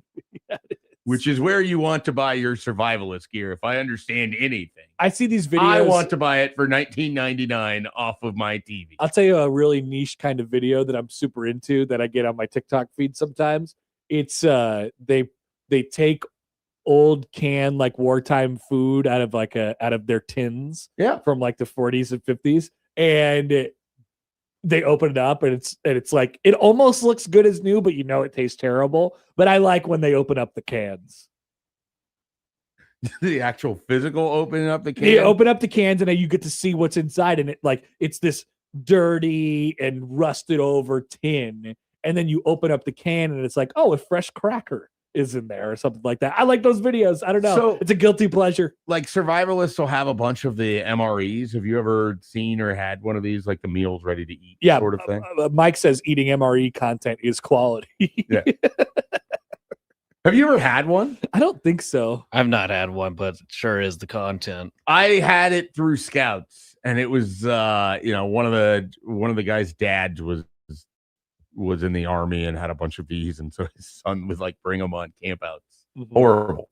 Horrible stuff. There's always a bunch of I was never a Boy Scout, but from how I understand it, there was like 2 or 3 people that were like really, you could tell that they were going to excel. And then the rest of them were just like kind of there because somebody told them they had to be there. They're like, sure, I guess I'll learn how to tie a knot. It's a very, as someone who is proudly an Eagle Scout, it is a very Whoa, look at you. You graduated. But I was there because my dad more or less like made you have to do this. You realize after the fact you get to do a lot of awesome stuff. Yeah. You just don't appreciate it enough as it's happening. Definitely. Like that was my entire experience. Couple emails before we actually get to a topic. We got schedule news, by the way. Oh God, Joey, hang on. Just hold on tight. I'm so excited. I'm so excited. Wake up! He needs his own schedule sounder. John writes in on the Equitable Bank inbox about Matt. Amazing, the teenager doesn't understand how company meetings work. You go in, listen what they have to say. Actually, John, to defend Matt, that was not what the meeting was. It wasn't just like a here, listen to us. It was very open-faced. It was an open-faced sandwich. It was a town hall of a meeting. Yeah, it was a town hall. There was ideas that were flying from all across the board, though. So many ideas. Brian writes in on the Equitable Bank inbox. He said, "Fallout shelter? ? It's a tornado shelter. We do live in tornado country." Well, there's a difference. A fallout shelter, there is survival. Like there is food in there to stock you for a period of time. A tornado shelter is just like an underground space that will save you from the 10-minute tornado. He's right. Effectively, it's more that than it is a fallout shelter. I just like to imagine it as a fallout shelter. At any rate, it just had shelves and I stored stuff in it. I mean, that's how I utilized it. It's a great idea for storage. You keep it out of the way of everything. That house had more storage than my house does currently. Houses don't do storage like they used to. They want to use the space for living space. Which is acceptable. Yeah. Which is acceptable. I'd rather have living space than storage, but then I have to go out and the living space turns into storage. Then the living space turns into storage. So it's just carpeted storage, which is weird. Or you go buy a storage unit, which maybe has happened. I now want to go into someone's like new finished home and like you go to their basement like, storage. Oh, is this your carpeted storage? Finished storage. I love it. They call it. All right. What information can we glean from this? This is a pre-draft tweet, I believe. We are kind of annoyingly getting into pre-draft season, which means we get different contexts on guys already completed college careers, and there's always this sort of reimagination of what their college days were like as they prepare for the pre-draft. But it's cool to hear it from a different perspective. So this is about Emmett Johnson from Rich Rebar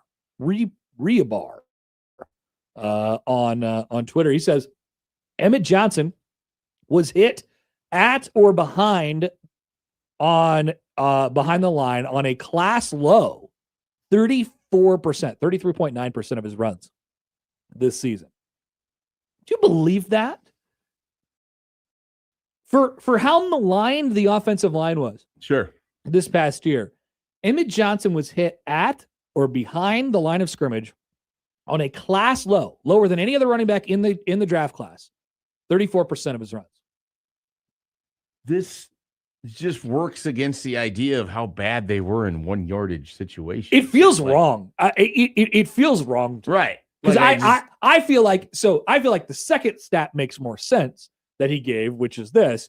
When he was hit at the line or behind, he gained yardage on a class high 75% of those runs, which tells you a couple things. Number one, in the immediate, he was really good at escaping horrible situations to get decent outcomes out of it. And the other thing was, like, if you look at it in totality, he completely maximized everything he could have got out of last season. I mean, there's almost no way it turns out better for it. There's definitely no way.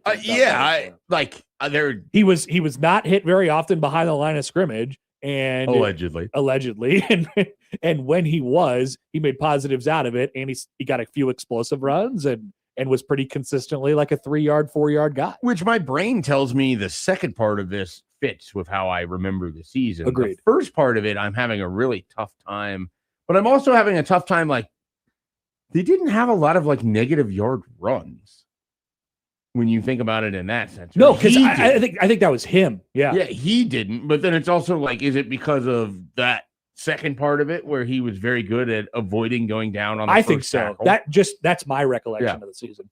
But it is a look, we're gonna get to spend a lot of time talking about the running backs and the offensive line and the running operation. It's gonna be fascinating because they obviously had success using Emmett Johnson last year, but it didn't lead to points. It didn't lead to wins. Like, that's the part that's hard for me to square up. Okay. Because I'm over here screaming from the mountaintops for years, you got to have a primary ball carrier. You got to do this. You got to do that. Well, they finally have it, and you still basically go 7-5. So two sides, one coin. Like, if Emmett Johnson was hit less behind the line of scrimmage than any other running back in the draft class last year, that should tell you that the situation that Mekhi Nelson walks into this year is a good one. Yeah. Right? That there is room for him to be able to operate. To operate.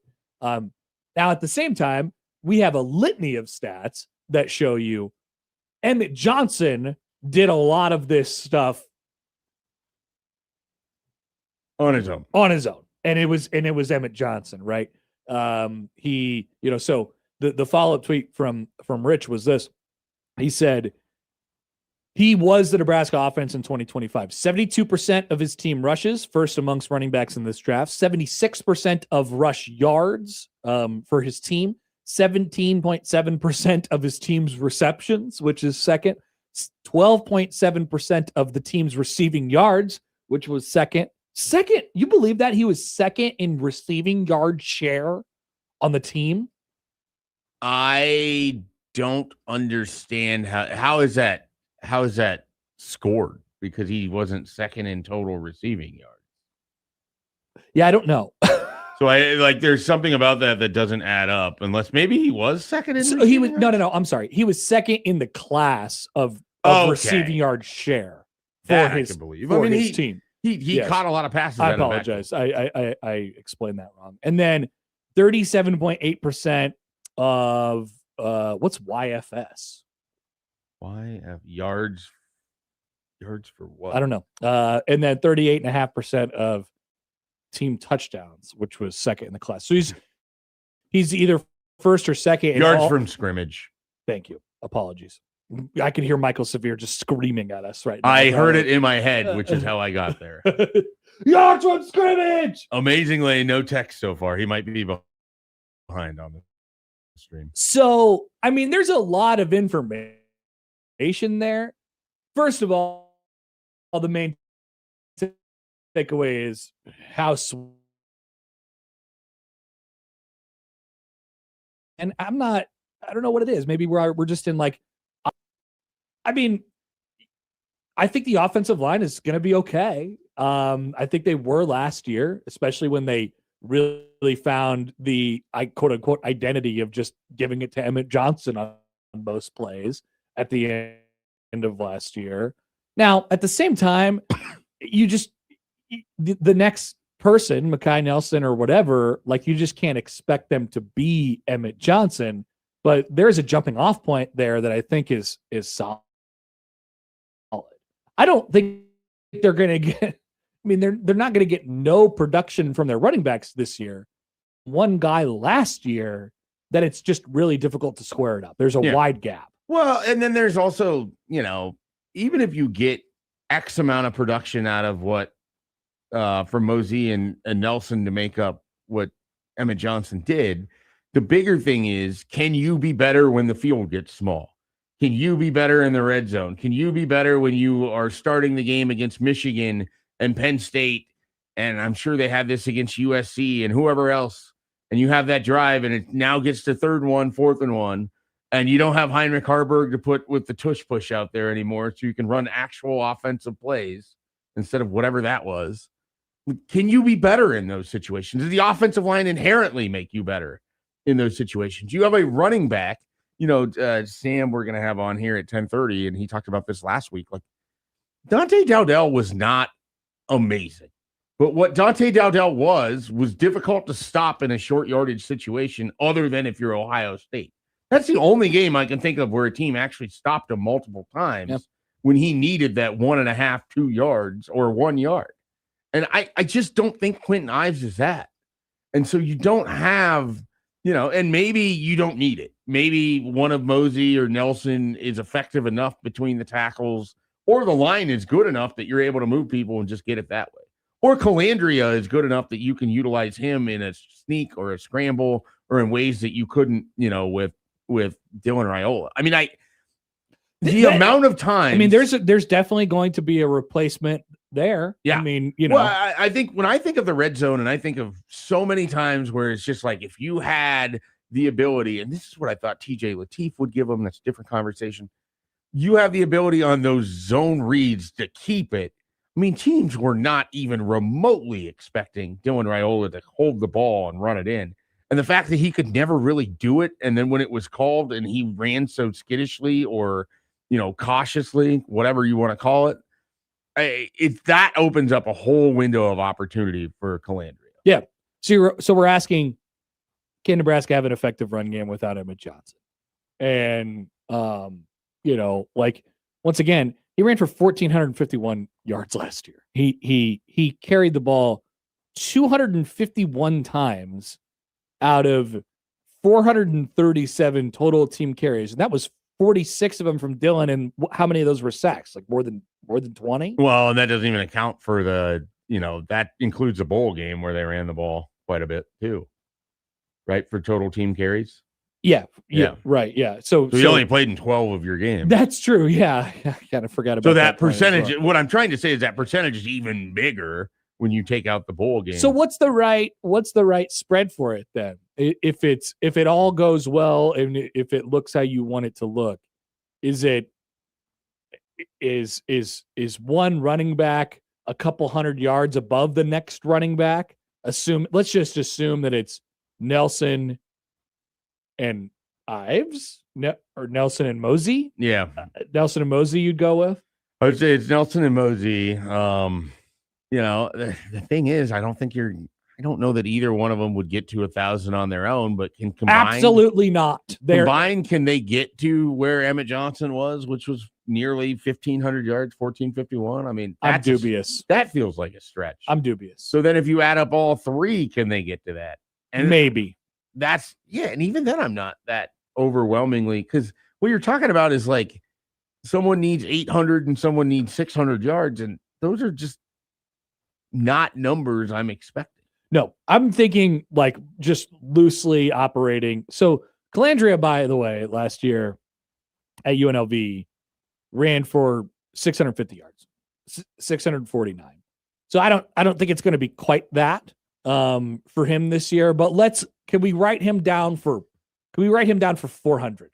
Yeah, I was thinking 300, but 400, I think 400 would be fair, maybe a little high. Can we write Can we Let's say write 350. You want to split the middle on okay, that? 350? Can we write Nelson down for 650? I don't think we can. No, I just don't. I mean, I'm looking at it right now. Dante Dowdell didn't have 650. Emmett Johnson didn't have 650. You know, in 2024, Anthony Grant didn't have 650 in 2023. Like 650 would be the second highest total that any individual running back has had behind Emmett Johnson. So that's what makes this conversation tough. What can we write him down for? Like, I think 500 is like sort of the over-under number for your lead running back for Nebraska in 2026. And then Mosey for what? I mean, he went for 115 last year. So 250, 300? I'd say 300 for that. So then you're, right there. Let's say you get 550, 300, and 350. I mean, you're still short by about 300 yards of Emmett Johnson. 200 yards of Emmett Johnson. Get more explosive in the pass game. Right. Can we, we're just trying to make the math this is work. all just guesswork. Like, there is a world where Nebraska's offensive line under Jeep Wade is just steamrolling people and they're able to run the football successfully. And it doesn't matter that you went from Emmett Johnson to Mekhi Nelson. I don't know that I believe in that world, but it is a possibility. I mean, we do have to allow for the fact that Nebraska could just have a better than expected offensive line because of two new offensive line coaches, a renewed offensive run game strategy brought from Georgia Tech by Jeep Wade. Like, all of that is possible. But then you look at the schedule that they play, and it's like you're getting a lot of good they play what, 4 teams that were top 10 defenses last year? Iowa, Ohio State, Oregon, and Indiana. Mm-hmm. And it's not like Washington was a slouch.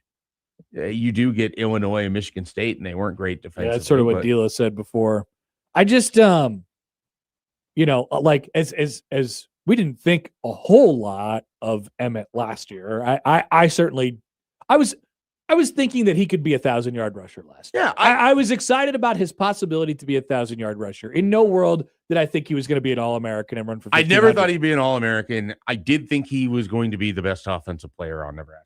There you go. So, like, I do how not you think marry that up with Nelson or Ives or Mosey or Jamal Rule or whatever. I do not think that. There is Jamal Rule, who it's interesting. You hear from It'd be good Tim, for a couple. You hear from Tim, and it's like, before Nebraska talks in the spring, it's like, he's gonna have to put on some weight, unless he comes in. And I guess he put on some weight. There does seem to be a little bit of expectation hanging on him that he helps them this year. And they, to Tim's other point, and having covered this, they like their top board was DeZephan Walker, Brian Bonner, and Jamal Rule in some order. Now, the way the recruiting profile looks like, it's Brian Bonner, DeZephan Walker, pretty large gap, Jamal Rule. But, if they believe in their evaluation and they think that this guy can come in and play. And the thing about running back is it's usually a position that you don't have to be 3 years into your career to have that opportunity to be effective. I mean, he could be helpful right off the bat. It's just, I think so. I mean, I think he's going to be helpful, the best version of himself is still a couple years away when he's like a trim 215, bouncing into people. I don't know if we're there yet. He's coming in at probably 185. Couple of things from you all. Here's John, who is I'd call him skeptical on the equitable banking box. He says, quote, I think the offensive line will be okay. Jeff Sims won't keep turning the ball over. Satterfield will be a good offensive coordinator when he gets an actual quarterback. You are approaching Rule levels of snake oil. Am I really that crazy for saying I think the offensive line is going to be okay? No. Again, And was I really that crazy for saying that Jeff Sims won't continue to turn the ball over at a historically horrible rate? I don't think so. I was that crazy for that, but it did end up happening. Yeah. I mean, sometimes you're just wrong. I was just wrong about it. I liked my process, though. Wrong. I like my process here. I think the offensive line is going to be fine. If you can't find optimism for this version of Nebraska's offensive line going in 2026, you probably will not ever be optimistic about an offensive It doesn't feel line. like John is interested in being at all optimistic. Here is Joel on Twitter, who tweets at Happer and Schaefer. Do they track how many jump cuts Emmett had behind the line of scrimmage to avoid contact? That's a great question, actually, because he did that a few times. Number 1 in his class in jump cutting. There would have been more contact behind the line of scrimmage if he wasn't so good at jump cutting and making people miss behind the line of scrimmage. When I read that tweet and then I read the subsequent stats that follow in the second tweet, all that's playing out is much of the second half against Maryland in my head with all of the movement that he had to do. And then his catch and run along the sidelines, on the top of your television screen. What a day. If you're scouting him, you're interested in him as a running back for your NFL team. The Maryland film has to be up there for where this guy could be from an explosion standpoint. I know one guy who is relatively optimistic about the running back room this year, post Emmett Johnson. He is our next guest, Sam McEwen from the World Herald, coming up on 1620 The Zone.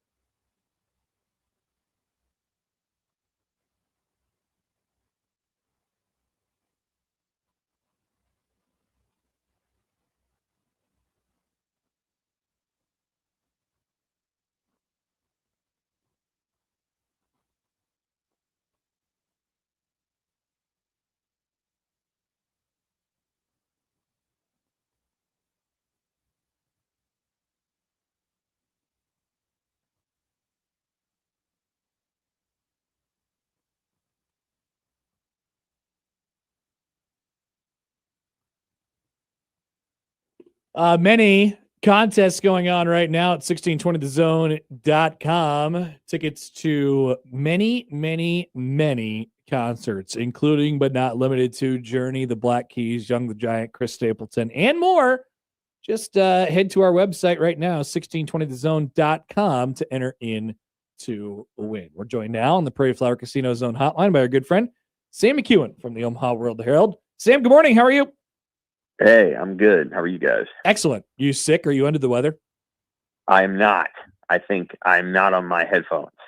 Oh, I lost them. I was like, you sound you're different. What's hearing going the on? Unvarnished voice.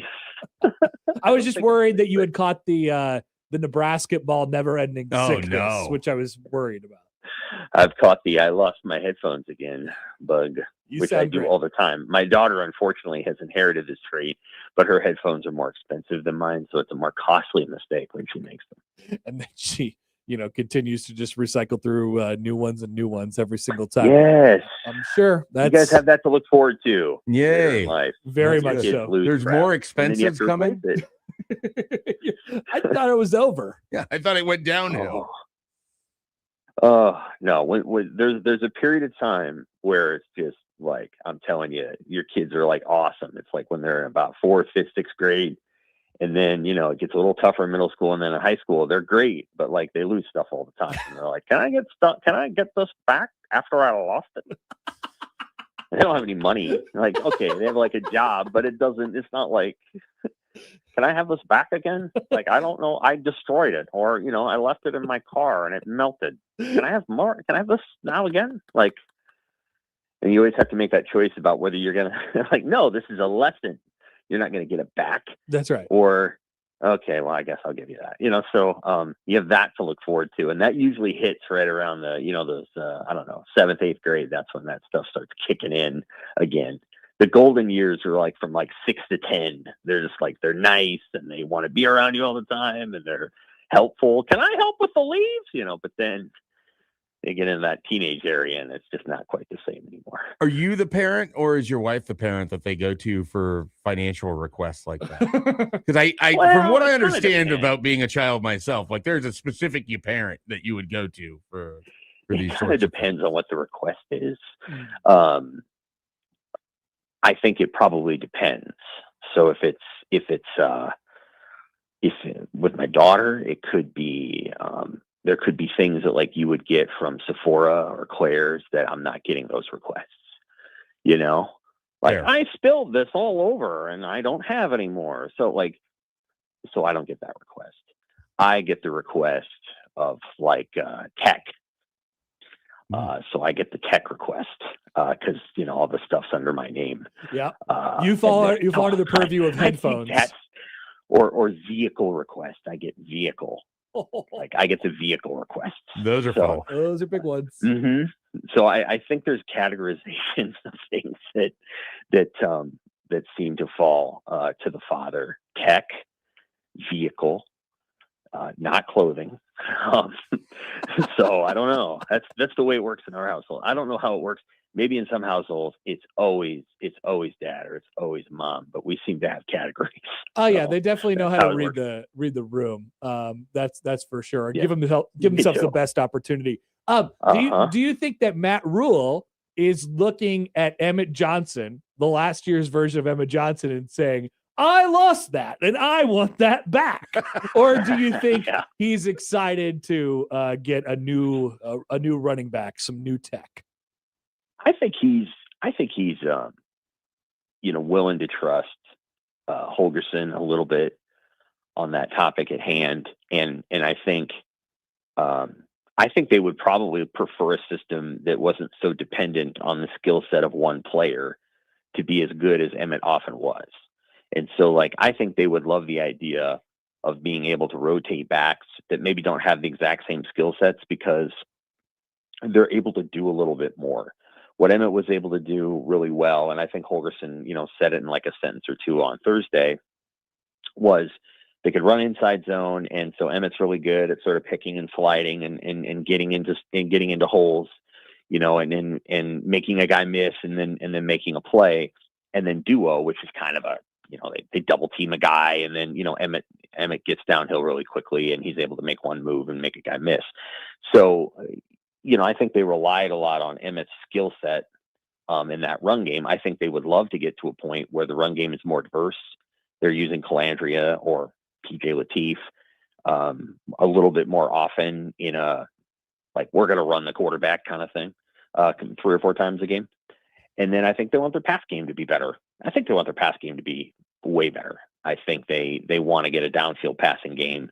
They want to get a rhythm passing game, and then they want to be able to, make some things happen, on third down that maybe was hard with Dylan at times. And there were things Dylan was good at. So I don't want it to be a dump on Dylan Raiola session, but there were also things that I think they feel like with an older quarterback who can run a little bit, you can dial up some things that are a little bit more exciting, because you're not necessarily thinking that Calandria is going to get sacked on 3rd and 7. He might go make a play, and it creates some opportunities, and it also backs the defense off. So, on 3rd and 7, when Dylan Raiola is your quarterback, Minnesota's like, we're going to man these guys up, and we're going to bring 6, and we're going to get him, because those guys aren't going to get open in time, and Dylan's not going to get away from us. It's different when you have a guy like Calandria, because if you bring 6 and you don't get him, and your guys are manned up on the back side, on the back end, then that's a 35-yard run. Yep.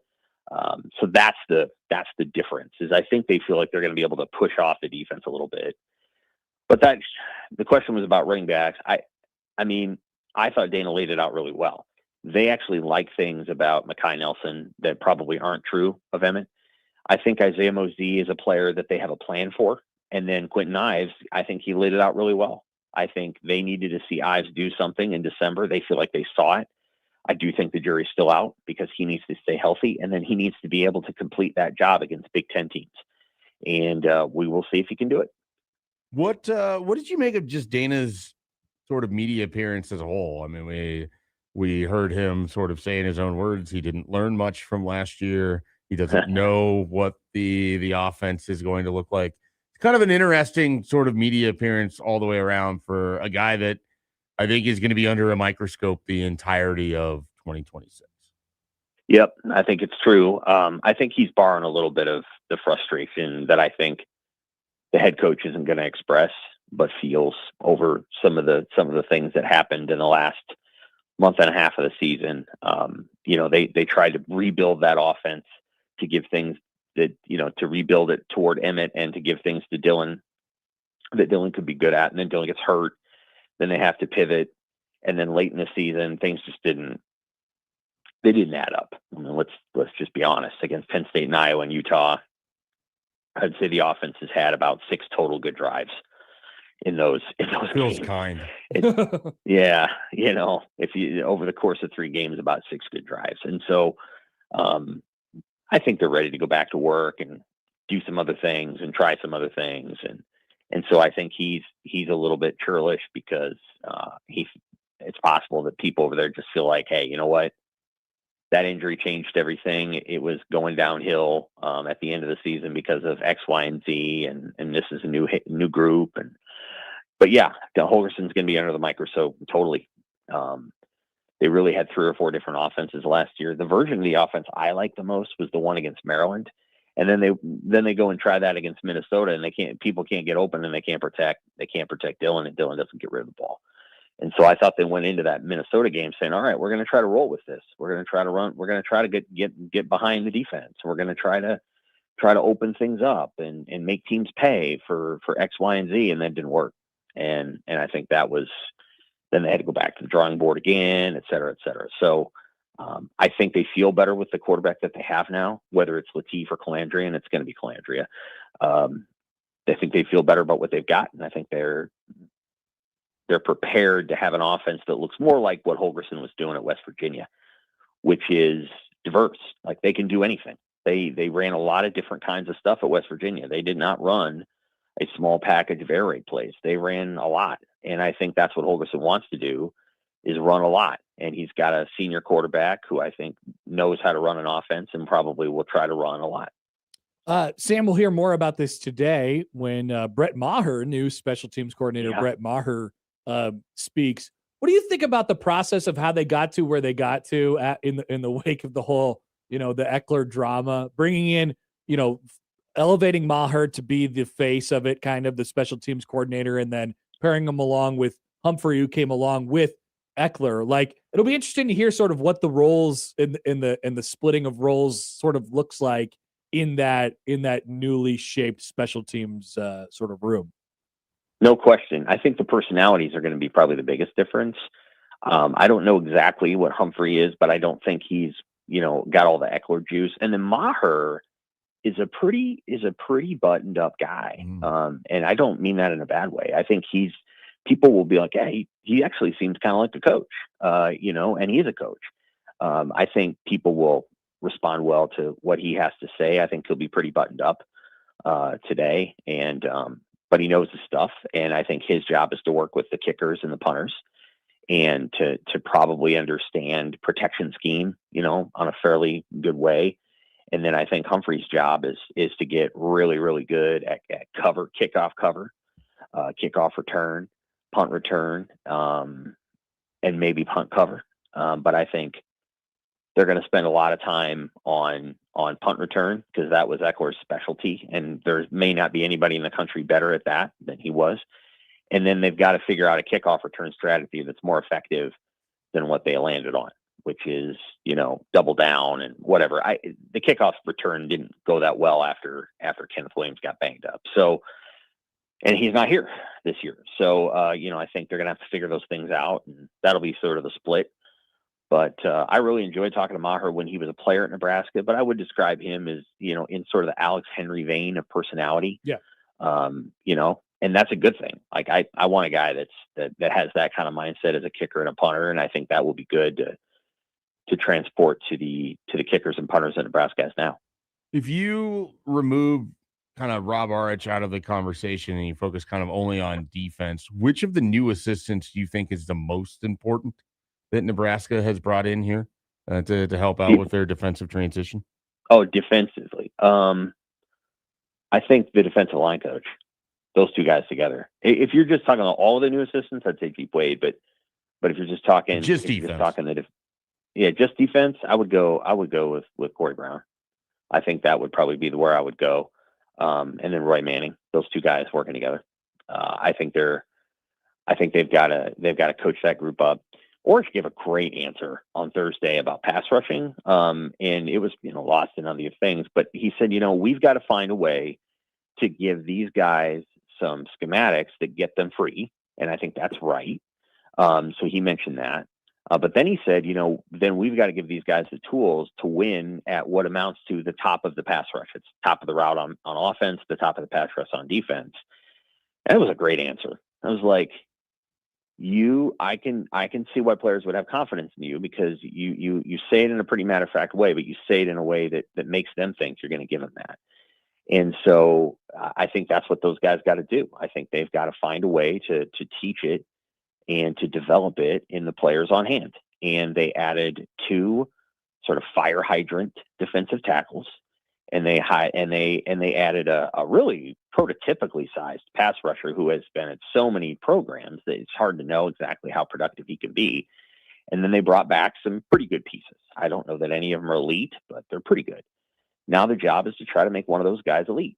Whether it's Nwaneri, maybe it's him, maybe it's Van Poppel, maybe it's Gabe Moore, who I thought flashed at times last year, not late in the year, but early in the year. They've got to find a way to get 1 or 2 of those guys at a dominant level, like an upper tier elite level, and that's their job. And I think they brought in guys that develop. They're developers, and so yeah, I think their job's really important, and they've got to find a way to get that group better, because that's the group that if it doesn't go well up front, it's like dominoes that topple all the way to the back, and you've got to find a way to be really good up front, because if you're not, your whole defense is going to suffer. It seems like so much of the conversations we have are that Nebraska struggles to win a multitude of individual battles throughout a football game. Yes. Like, they don't win against man coverage. They don't win against the offensive tackles in the pass rush. They don't win, hat on hat blocking in short yardage situations. Is this a player development coach issue? in your mind? Is it a Corey Campbell strength and conditioning issue? I'm sure it's some combination of a lot of things, but I mean, you're 4 years into your vision of this program. At some point, I don't think anyone needs to hear that they struggle at winning one-on-ones with wide receivers. Like, either you have to be able to scheme that up, you have to be able to give them, Da'Keil Shorts has to be able to give them the tools to go do this, or you have to evaluate and find players that can get it done. It seems odd listening to you kind of go through some of this and listening to the coaches themselves, how much of it is, yeah, we just can't individually win in these battles. Isn't it your job to be able to define guys or to develop guys or to create guys to do that? Like, it strikes me as bizarre. I think you're absolutely right. I think one of the largest issues over however many years you want to chart it, since Bo got fired, is the inability to win in certain situations and just to make a play, as Scott Frost would say. I think you've got to find a way to win at the receiver spot, which I think they're going to do. I think the receiver group has been challenged over the years in terms of its depth, and I think they have actual depth this year. So I think they're going to be a little bit better there. As far as the defensive line is concerned, I mean, they have not had, I don't know, they haven't had a really good pass rusher in a while. And I do think, for the skills that God gave him, Garrett Nelson was a pretty good technician. And I think he put everything he could out there. And I think Ty Robinson developed into that. But when's the last time they had just a guy that could just go do it? It's Nwaneri. He has the talent. He has the ability. Now they've got to get it out of him, and they've got to make it happen. And Prince had it too. And he did not, mesh with the coaches, and they're not even here anymore anyway, but that just didn't go well. And so once you saw Prince get on a coaching staff that worked for him at Ole Miss, and he worked for them, you saw what happened. Now he's probably a $2 million player at LSU. So they've had a couple of guys over time, but they have not been able to unlock what they need to, and they need to do that with Nwaneri because he has the talent. And then with some of the other guys, they've got to make them elite technicians. And, you've got to just get to the point where you're playing kind of above and beyond your skill set. I think once upon a time they had coaches that did that unlocked that potential, and they need to find that vibe again. They need to find somebody who can, and maybe they've done that. I can tell you there were guys they had over the years that weren't going to do that. I didn't think Hank Hughes was going to be that guy. I do think Perella was able to reach a little bit, but the last time they had a great defensive lineman was probably Hank Hughes 1 year when they had Malik Collins. So, and Malik didn't need that from Hank Hughes. He got it from Rick Kaczynski, and he was taught by, guys that had left the program that, helped Malik become the player that he was at Nebraska. But you need guys that are intrinsically motivated. You need guys that can get developed. There's no question. I do feel like, for the most part, although not entirely, Nebraska's defensive backs over many years have been pretty good. Cam Taylor-Britt won a lot of one-on-one battles when he was at Nebraska against some really good receivers. And, so like Travis Fisher, I think, got him to that point. And I think last year, I'm reading now that Mekhi Lemon is one of the top 20 players in the NFL draft. And Sierra Wright beat him. I mean, and you can credit John Butler's scheme, and I would, but those guys got taught, and they did win a lot of battles. So the defensive backs over the years have won those. I think for the most part, they haven't been beaten. But a lot of the other positions, they haven't been great, and there's just no other way to. No more glaring scenarios than offensive tackle versus pass rusher and pass rusher versus offensive tackle. Yeah. That's the area where Nebraska needs to get way better. That's an island. That's for sure. All right, Sam, appreciate it as always. Have a good rest of your week. Take care. Sam McEwen from the Omaha World Herald. We'll be back to Round at the Hour next on 1620 The Zone.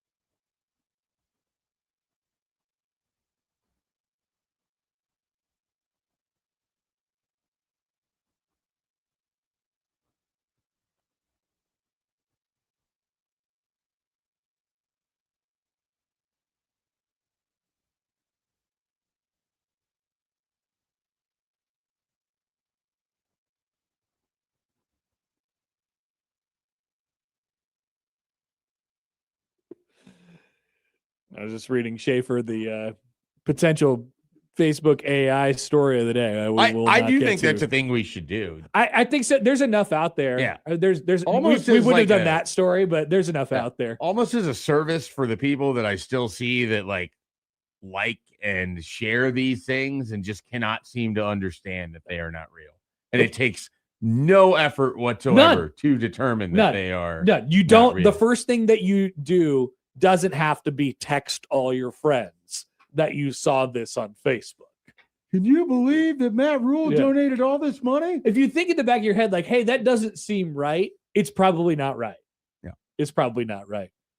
Speaking of clickbait engagement, yesterday, as the calendar hits February 24th, would you look at this?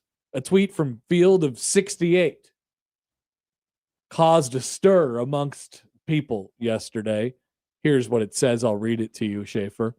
With Bobby Hurley's contract expiring at the end of the season, could there be a surprise move in store for Arizona State? Side-eye emoji. And there, sure enough, there it was, a picture of Greg McDermott. This is a record because this is now, I believe, the 6th year in a row that this exact rumor has happened. For specifically Arizona State? Yeah, Arizona State has been one of them that's popped up quite a lot. So the ones that are notable throughout my just like being over in Lincoln and kind of paying attention to, McDermott's name is mentioned. Maybe you got AI'd by the McDermott rumors over the last several years. Notre Dame. Ohio State was the closest. And Ohio State. Those are the two big ones. I don't know that there's been another one where it's risen to the level of it made the news. Arizona State's been this is 3 years on 3-year run now of Arizona State every year. And I don't know why people say what they say, but that like it is true that Mac does want to retire and play golf in Arizona. Well, he already has a place down there. Right. Yeah. Yes. And so once again, I don't know why people say what they say. But I think the first word you said there would eliminate him from the job, right? The old retirement word? Well, that word, 5 letters seems to indicate that he wouldn't necessarily be running a basketball program. I would think so. Just speculating. I would think so. Also golf, things of that nature. By the way, Black Cat is here for this morning. He says, I might need the gong if we're going in on Goodman. So also yesterday, Field of 68 published something that said that it referenced that Richard Pitino could be an option for Providence and that Richard Pitino would be like open to leaving Xavier for Providence. And that sent the entire Big East in a tizzy. And then there was this back thing yesterday as well. Like, why did it send the entire Big East into a tizzy? Because Xavier's viewed as a better job than Providence? Providence is perpetually triggered. Okay. So you have to explain these things to me because I don't know any Big East backstory. And I just got here. People react to rumors like that in the Big East, like pretty, there's an immediate sort of strong reaction. Yeah.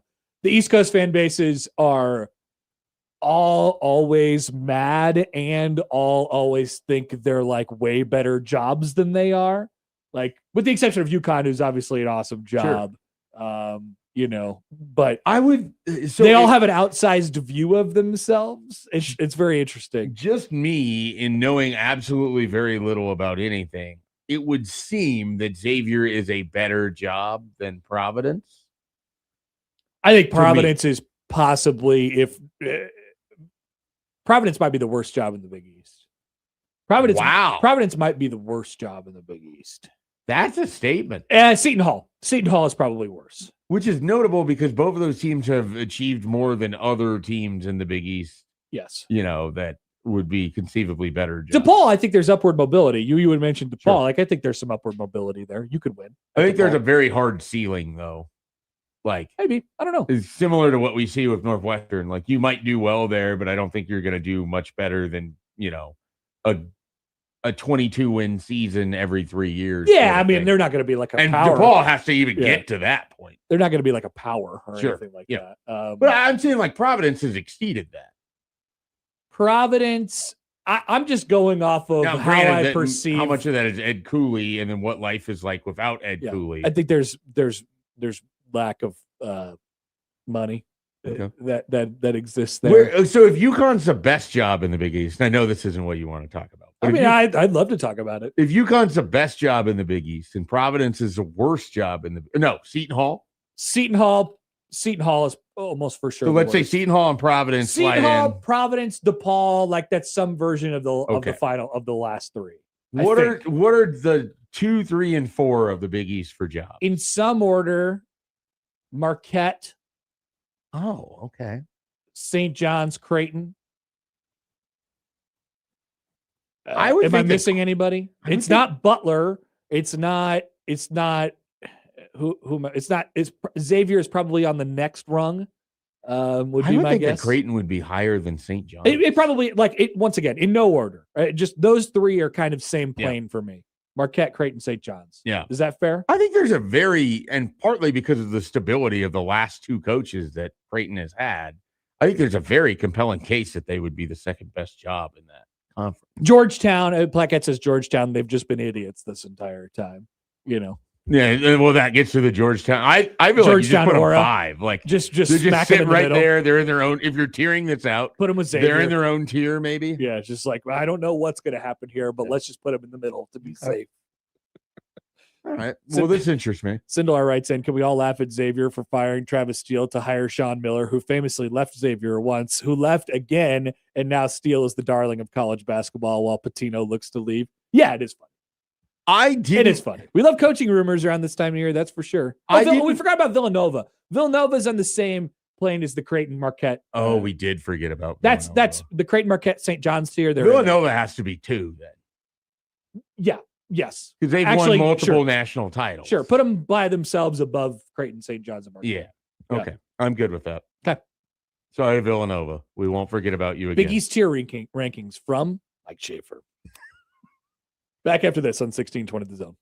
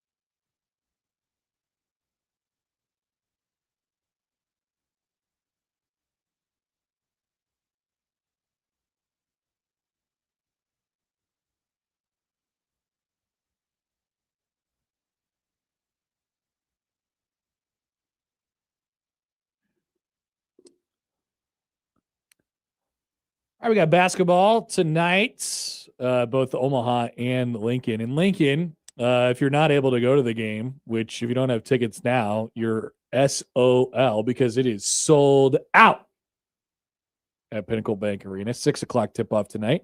The game will be on BTN featuring broadcasters. I'm just reading from the Nebraska notes. Kevin Cougars and Jordan Taylor.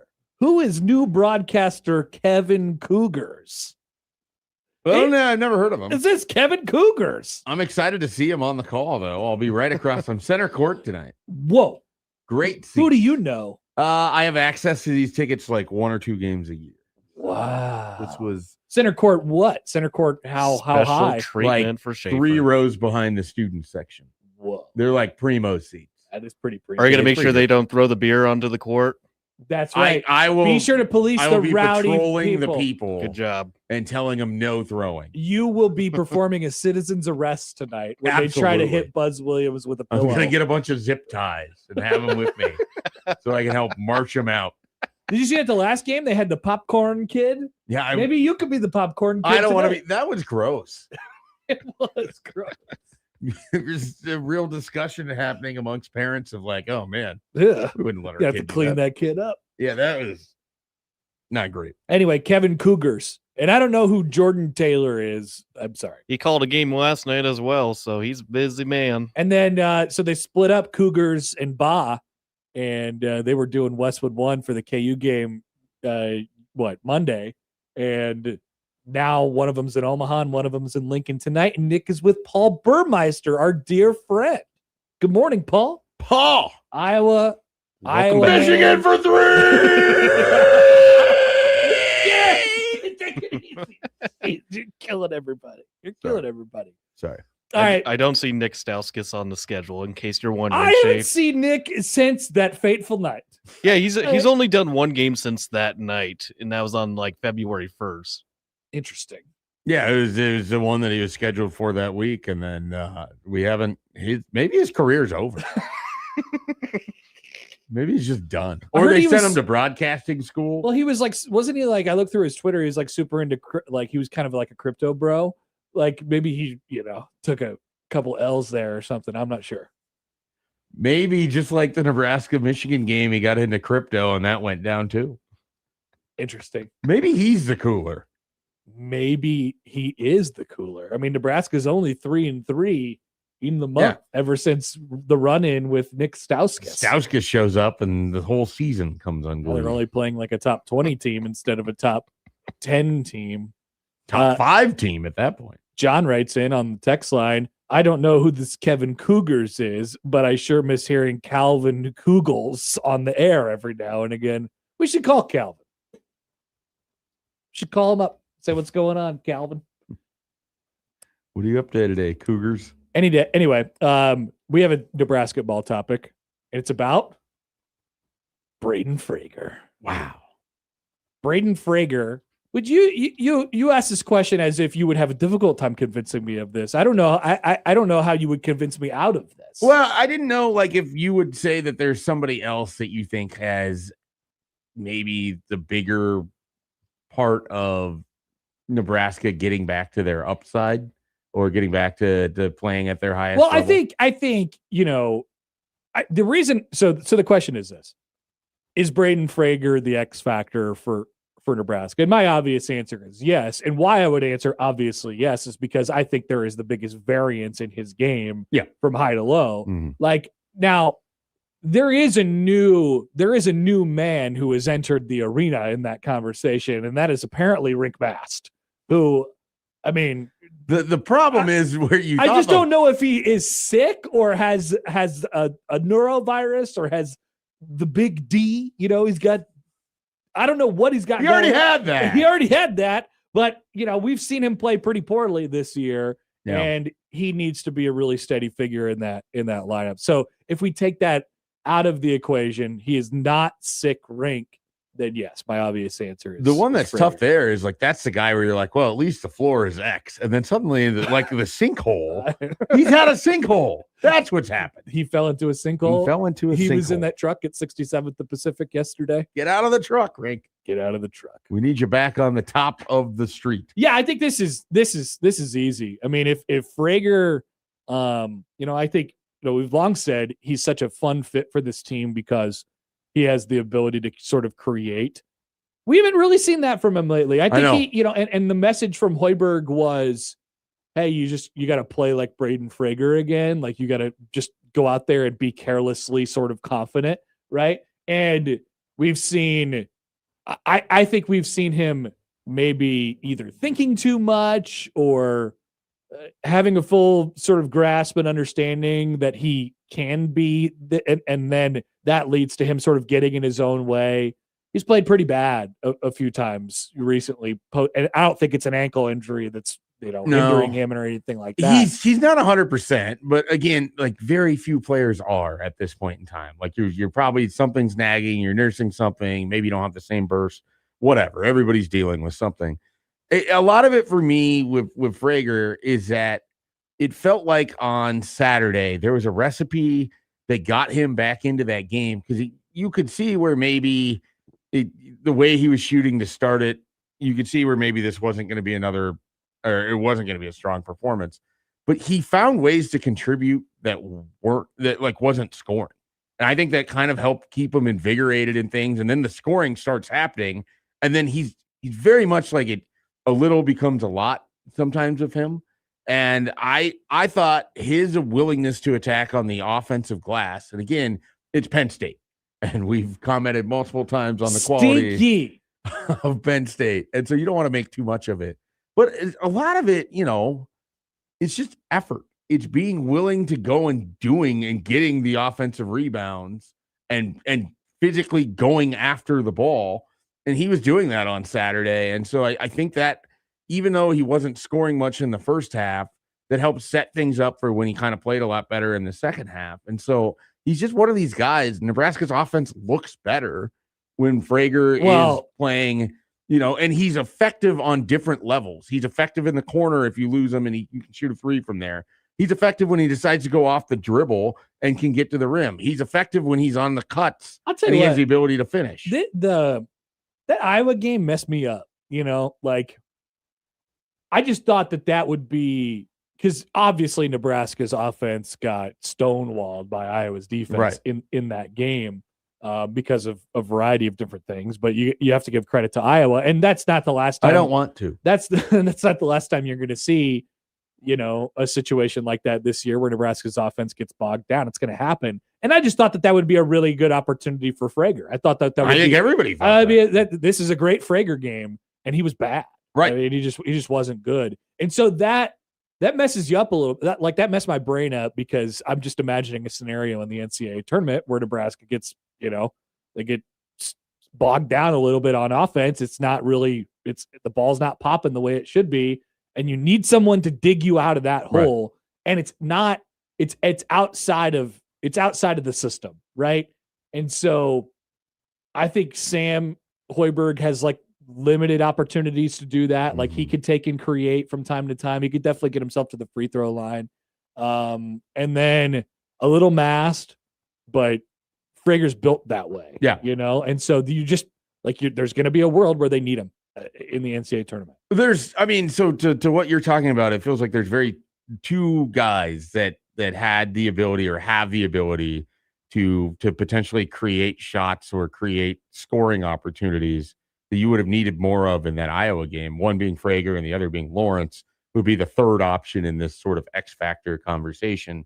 Because when Jamarcus Lawrence plays at a really high level, I think he gets most of his stuff in system, yes and no. I mean, you go back to the Indiana game, it was him creating shots in that game, creating points. Now, some of it's coming off of threes and all of that. I'm talking more when he's going forward with the ball, creating a little bit that way. He has the ability to get a mid-range jumper. We haven't seen that enough at times. He can put it up with floaters and everything else. Now, Frager has the ability to get and finish at the rim.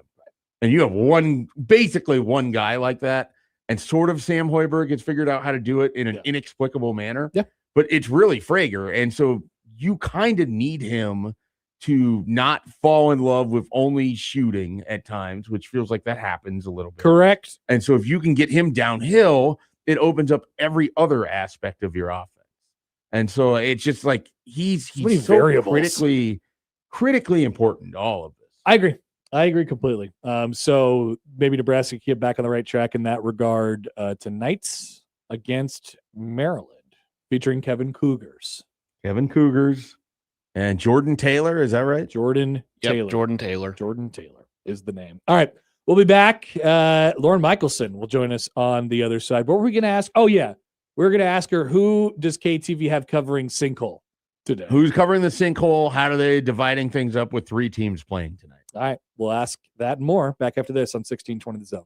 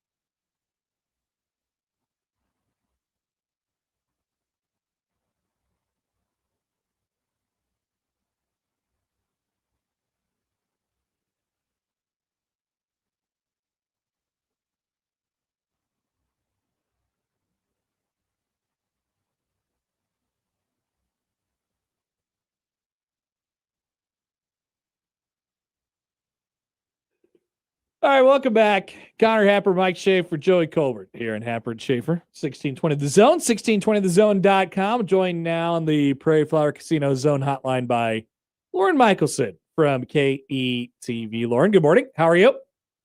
Good morning, you guys. I'm doing well. Happy to be about halfway through the week. Good. Us too. And so we've been curious about this since 6 o'clock this morning when we were previewing the show. What will KETV's coverage of Sinkhole be like today? Who will be located? Is someone on location? Yeah, at I all assume we'll have a times? stationary reporter there all day long. You guys, I'm sports. I don't know everything. I don't know their plans. I got to see this. Yeah, yesterday was crazy. It's always funny in the newsroom dynamic because sports sits like separate in our own separate pod.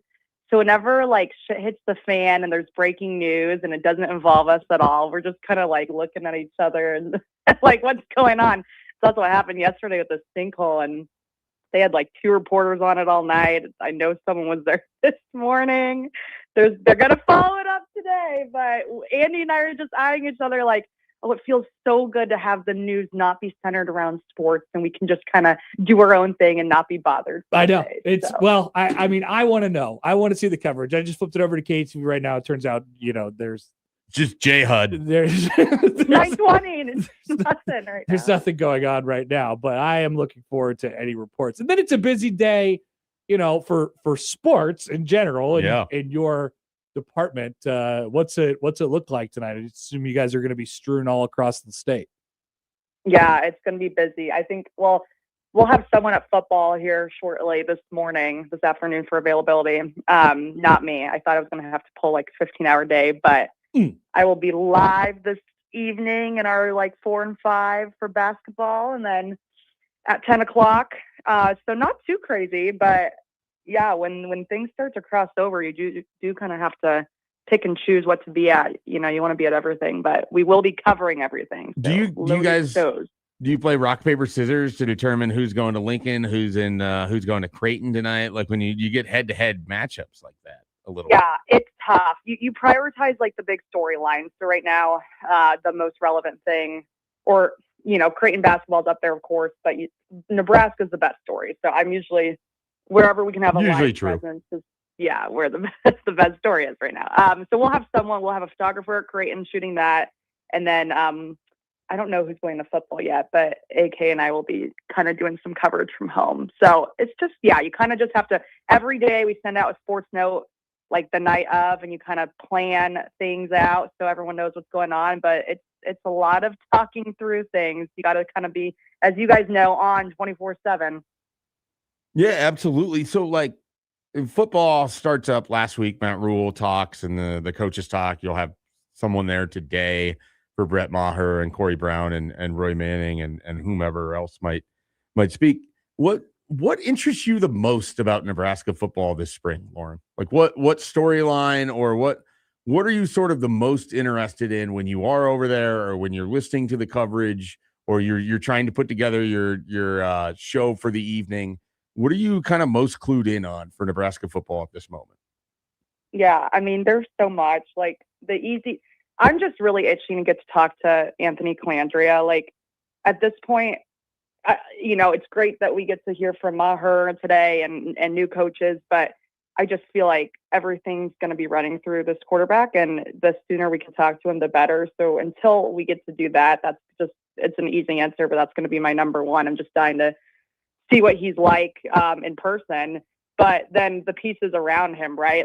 Last week, hearing Holgerson talk about, we could kind of infer, but how much bigger and more powerful he does believe Nebraska's offensive line will be with those 3 new projected starters. That was actually really great to hear. And then even the more niche storylines, how random was it hearing Elijah Pritchett moving into this new leadership role after kind of a disappointing last season when you didn't really, know what to expect from him and so much inconsistency. And then, they seem pretty bullish on the running back room still, whereas I feel like when you're in the media, we're kind of well, we have to see something to actually feel good about what they have there. Makai and Isaiah are great, but will that freshman Jamal Rule be stepping up? Who knows? So a lot of storylines on offense. Excited to talk to Quasi Gilmer. Will he actually compete with Barney and Hunter? And then defensively, I just really like Rob Arch. Like hearing him talk, he's just so cool. And hearing him, I guess the biggest thing with him is just scheme wise, and then kind of what he did at linebacker too. So I mean, there's a plethora of things to break down right now. I felt it with Holgerson, and then maybe to a certain extent with Rule as well. But do you feel any sort of like tension with, I don't know, not necessarily directed at the media, but there's some extra added pressure on them as they go into year 4 here, and I feel like we're starting to see and hear just ever so slightly a little bit of the frustration and the tension come out. Yeah, they're guarded, which, like, of course they are. Like, I want that almost. I'm like, you should feel like you have to prove something. They know the schedule they have. Like, they should feel they're not on the hot seat necessarily, but they should. Him and his staff should feel that way.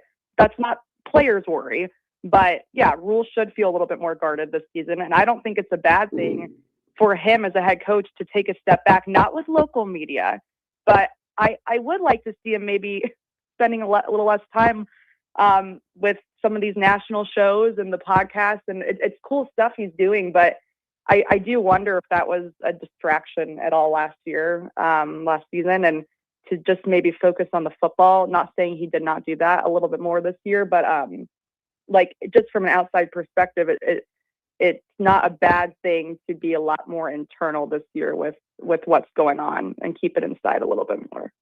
Nebraska basketball has an opportunity to win back-to-back games. They haven't done that famously since they had won 20 straight. Famously. Do you? They're playing a Maryland team that is not great. What are you kind of looking for in this game? What do you think sort of matters the most for Nebraska beyond just getting the just straight up win this evening? Yeah. Like of course, beating Maryland tonight's important, but like they should beat them. They can beat them. They probably will beat them. So for me, it's more so like what can you build tonight to make sure this last stretch of games, tonight against Maryland, then at USC, then at UCLA, then back home for a hostile senior night against Iowa, that building towards ending really strong is what's important. And Cale Jacobson had a great comment yesterday, just like at this point, all we have to do is continue to play like the more desperate team, regardless of if we blow Maryland out and who we're playing next. Like we need to be desperate and hungrier, and not make some careless mistakes that we've made the last couple of games. They were better in some things. They took care of the basketball better against Penn State. Offense hit its stride. They're better in the paint. So it'd be nice just to see everything come to a head tonight. Like just play a really complete, clean game, pretty offense, that gritty defense we've seen. And that would make me feel really good. Like, okay, we just saw this team play how they're capable of, what we've seen from their really good wins this year. And I think that also creates some great momentum as they end out the regular season here. In your travels, have you encountered a sicker basketball team, a literal more ill basketball team? Yeah, what is going on, Linda? I don't know. This is I have never discussed a team's like bowel movements. Not this much. Like, no. They don't teach you this in the journalism school in Missouri? What's going on here? How do you say Rink Mass is like puking his guts out in a live hit? I don't know. But yeah, so illness is running through that locker room. Like it was Berke and then it was Rink, Berke, now Jamarcus and Kendall Blue. I think Lawrence will be fine to play tonight. Fred said it's like a 48-hour thing, but I'm like, how is it still here weeks later? I don't know what it is. Yeah, there seems to be this also like confusion between what they have. Like, is it because Hoiberg calls it the flu sometimes, but it's not really the flu. Like, yeah, they have the stomach bug or like the stomach flu, which is not the flu in the traditional way you think about it. But everybody's got something. There's only like 2 or 3 guys that have somehow remained safe from this throughout the season. Yeah, I want to know what those guys have been doing. I'll take that into March with me. Seriously. All right, Lauren, appreciate it as always. Thanks for joining, and have fun tonight. Thanks, guys. Bye. Lauren Michelson from KETV. All right, so now we have to have a question. I was Did you see when I was drastically pointing? Oh yeah. Yep. No, So did you hear it? I heard it. Did you hear it? I looked at. I don't think she said it, but my radio brain went off. Yeah, I went back. She did say She it. definnly said it. That's why I turned to look at Joey, and then she's what in if the it middle was of her just answer. I it? should have turned my microphone off. What if she said it? She didn't. She said the letters that came before it. Mustache Adam says, "Oh, she said it." I mean, it was very nonchalant. I No, was I just know, like, that let's was- dump it. I that don't was know the how part Joey that- didn't hear it, so I was just ripping the board. I was like, go. yeah, Joey definitely did not hear. Joey had to be woken up. He was probably too deep in looking at what game was playing in Australia Whichever this country, year, yeah. whichever country. Yeah. But did Joey catch it in time? I don't know. I think we're on a 7 second. I think he had enough time. I think we caught it before 7 seconds. But in those moments, 3 seconds feels like an hour. Yeah, well, I mean, I did it the other day during a crossover, which is very rare for me. I don't recall, What's up with the professional broadcasters slipping up all the time? which is wild because away from a live microphone, I swear all the time, and yet I find a way I to do too. this. And the only time that I may have said something bad was when I was talking about pho. Oh yeah, the food. That's Yeah. right, Joey. Thank you. Very important context. All right, so she's here tonight. Say, did you know that you did that? Do you think she knows that she did that? I don't think I didn't she- want to call her out on it because No, I don't no, know. I don't either. But even though you were going to spend 2 But it minutes was on it was just like she throws it in there and she keeps going. And I was know. like- I think she just blew and I'm right over through here it. like, wait a minute, is that one of the? No, you can't. And then you're over here, and Joey was focused on Madrid or whatever. Yeah, and what were so- you doing, Joey? No, I was typing it. I was typing for the podcast stuff. He was working. What if someone had said a bunch of F words? Would you have Oh, heard? I would have heard that. I would have heard that. So that is on me. Do you think we caught it? Do you think we got it? I think we did. All right.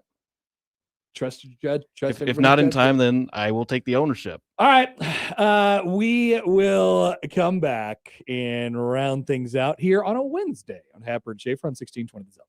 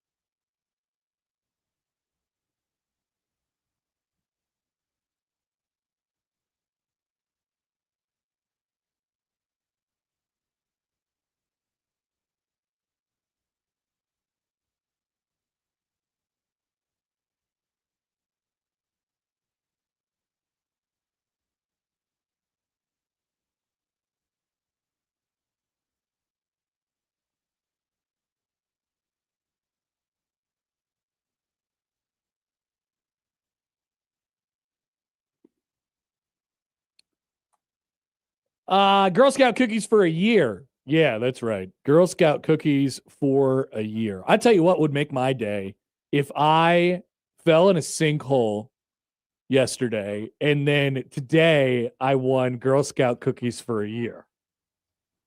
That would be absolutely awesome. That'd be so sick. You could do that.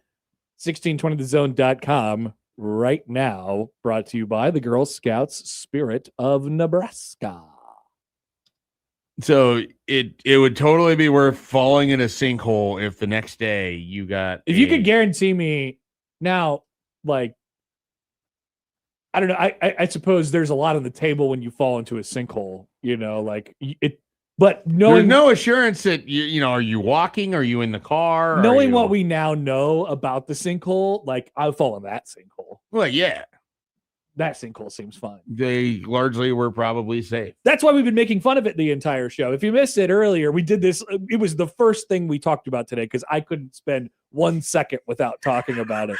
Here is a video from our friends at WOWT 60. Oh, wait, we got to scoot back. Clearly the wreck has already happened.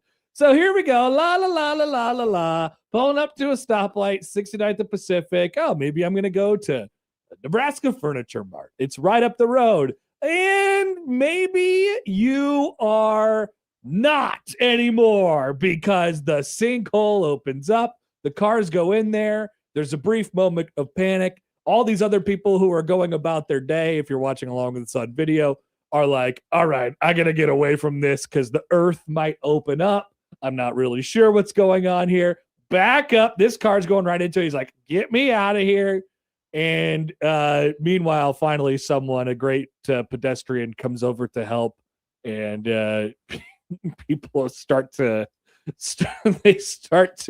get in line to help these folks and get themselves out of the sinkhole. The guy in the I think there's multiple people in the red car that fell in. No, there was one person each. Per car. Yeah. So the guy in the red car, there was a bit of a tight squeeze there at the end of the sinkhole. They pulled him out of there, and then just a little property damage. This Good Samaritan that basically was across the street is like the first car across the street on the inside lane. Then pulls in over here in the turn lane to get out and check on everybody else. Whoa. As other cars are like, we're going to keep going. This guy came running, sprinting over across the intersection, but he got there too late. Imagine the sheer panic that you have if you're just watching all this happen. You're like, is this it? Is this going to be the sinkhole that pulls us all in? And wow. And the earth is just ending right now. But there you go. That was truly remarkable. I mean, just incredible that the surveillance like street stoplight video is just so funny to me. I don't know why it's so funny. And I apologize because people have suffered hardships. Sure, yeah. They've lost property and they have to now go through this whole stupid process. But it worked out. The thing is no one got hurt. No one got hurt. That's why we're making fun of it. And it's like now it's just a moment in Omaha history. A day later after those people fell in the sinkhole. It is very much a moment in Omaha history and captured perfectly with the footage just makes it even better. Because each new time we watch it, I'm watching some other part. I know. To see where this person comes from. It's so great. Why that car parked the way that they did or whatever else. I do have an update for you, though. Really? Not on the sinkhole. Oh. On another development that happened today. Oh, is it about the S word? Yeah. Lauren received word that she may have swore on air. Well, I noticed that she probably figured it out as we were ending the interview because she seemed mildly distracted. So what did she say? She said, I just got a text from someone listening. Did I curse? I'm so sorry. No way. It's okay. Yes, you're good. It's truly also okay. Apologies for reading your text on air. That's why the dump button. Probably should have clarified that I was going to do that. That's why the dump button is there. But yeah, no, I told her we managed it. It was great. Aaron, back to the sinkhole. So I'm glad we solved that mystery, but back to the sinkhole. Aaron and Papillion writes, said, watching the two cars slowly back away is hysterical. Definitely the best part. The truck. Definitely the best part. The truck is like right up on the edge of it. That had it pulled up any further, it would have went, and that could have changed the complexion of it a little bit. Which then makes me wonder. It's right here. If you're watching all this on YouTube, the truck that Schaefer is talking about is right there. The cars have fallen into the sinkhole, and then all of a sudden you're like, whoa, we got to get out of here. There goes the truck. Had the truck been further up, would the sinkhole have then expanded because of the weight of everything? I think that's what the truck was worried about. Well, definitely that's what the truck was worried about. But it's just like now I'm of the mindset like then if that goes down, then is the car next to it, even if it's a little bit further back, or they're in the line of fire? Like there's just a lot of what if scenario. Sam writes in at Happer and Schaefer on Twitter that one guy opens his door so casually. That's the thing. You're like half in shock. You're like, what is going on? If you had just fallen into a sinkhole, like, are you just ditching your car like it's a sinking boat and getting as far away from it as possible? Or are you like, hey, look, the damage is done. Yeah. I'm just gonna get out and laugh at this situation. Surely the sinkhole can't have a sinkhole underneath of it. I don't know. I don't know what sinkholes are up to. I'm not sure. Whole question: what are sinkholes up? I'm not sure. Huh? Like, do we know the physical depth of the sinkhole? Like how deep it actually was? I mean, just judging off of the naked About eye 8 here, no, less. I would say. Look, because the cars. I mean, I guess the cars are still like halfway on the pavement. Yeah, so I'm like going from the lowest point from of the it, lowest but- point, like under the pavement to the actual top of the pavement. Yeah, maybe 6 or 8 feet, 6, 7. Don't do that. We'll say 7. Okay, all right. Andy writes in, seeing it for the first time. Whoopsie daisy! This would never happen under a Mayor Odson administration. That is true. Vote for Josh. And I quote, I live here. Let's see. We get some more comments that I wanted to get to. Oh, this is good. This is from Ryan in Delaware. Lauren's response to her cursing on air, quote, "Ah, bleep." Ah. I mean, that's in there too. I just didn't read that one. That's pretty funny. No, we don't care. We don't care at all. It was just surprising. Yeah, it was just so casual. It was like the guy getting out of his car, walking over to check on the big sinkhole that happened right in front of him. We were just talking about it during the break. Like the TV people are so buttoned up because, they talk for like 30 seconds at a time tops. So all of a sudden we get them in a very loosey-goosey radio environment and they're just ripping off takes and they're like, hey, I'm just talking. Yeah. All of a sudden the S word starts flying. It's cool. We like it. It hits the fan. I don't know how close we are as a society to just like the FCC not caring. I don't think they actually do because of the way the FCC works, but like, are we close to just being able to, if that exact situation happened again, to just not dumping it? Yeah, I don't think anybody actually cares. It's tough though, because you have the over the air. So the Nebraska-Iowa game, they're having to dump sound because of the chants that are happening at that game. Like in other sporting events, you hear this. Yeah, unfortunately for them, I heard it. Well, yeah, I mean, I think most people heard quite it. a lot. Now, Bryce Sanford didn't hear it, he says. I totally believe him. Yeah. Not a liar at all. He could have been so in the zone that maybe he just doesn't hear sound when he's playing basketball. Yeah. It could be a possibility. I doubt it. Very much possible, I think. But I'm at least allowing for him to tell his side of the tale. How many points will Nebraska win by tonight?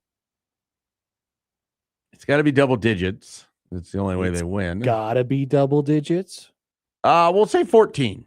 I don't even know what the line is for tonight. Well, I don't either, but Ken Pom has 19. So it's usually in that range. Ugh. For Maryland. I mean, yeah. For Mr. Turtle. It could get ugly. It could get ugly. Yeah, they have not been good. Although I will say Maryland at the top of the poop pile of the Big Ten. They beat an Iowa team that Nebraska did not. Does Creighton win against their arch rival DePaul, and by how much?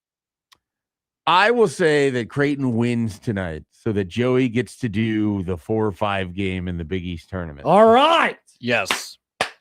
I know it matters to him. It'll be the last But dance. here's the thing. Because it's Creighton, there is 0% chance this doesn't come down to inside the last minute.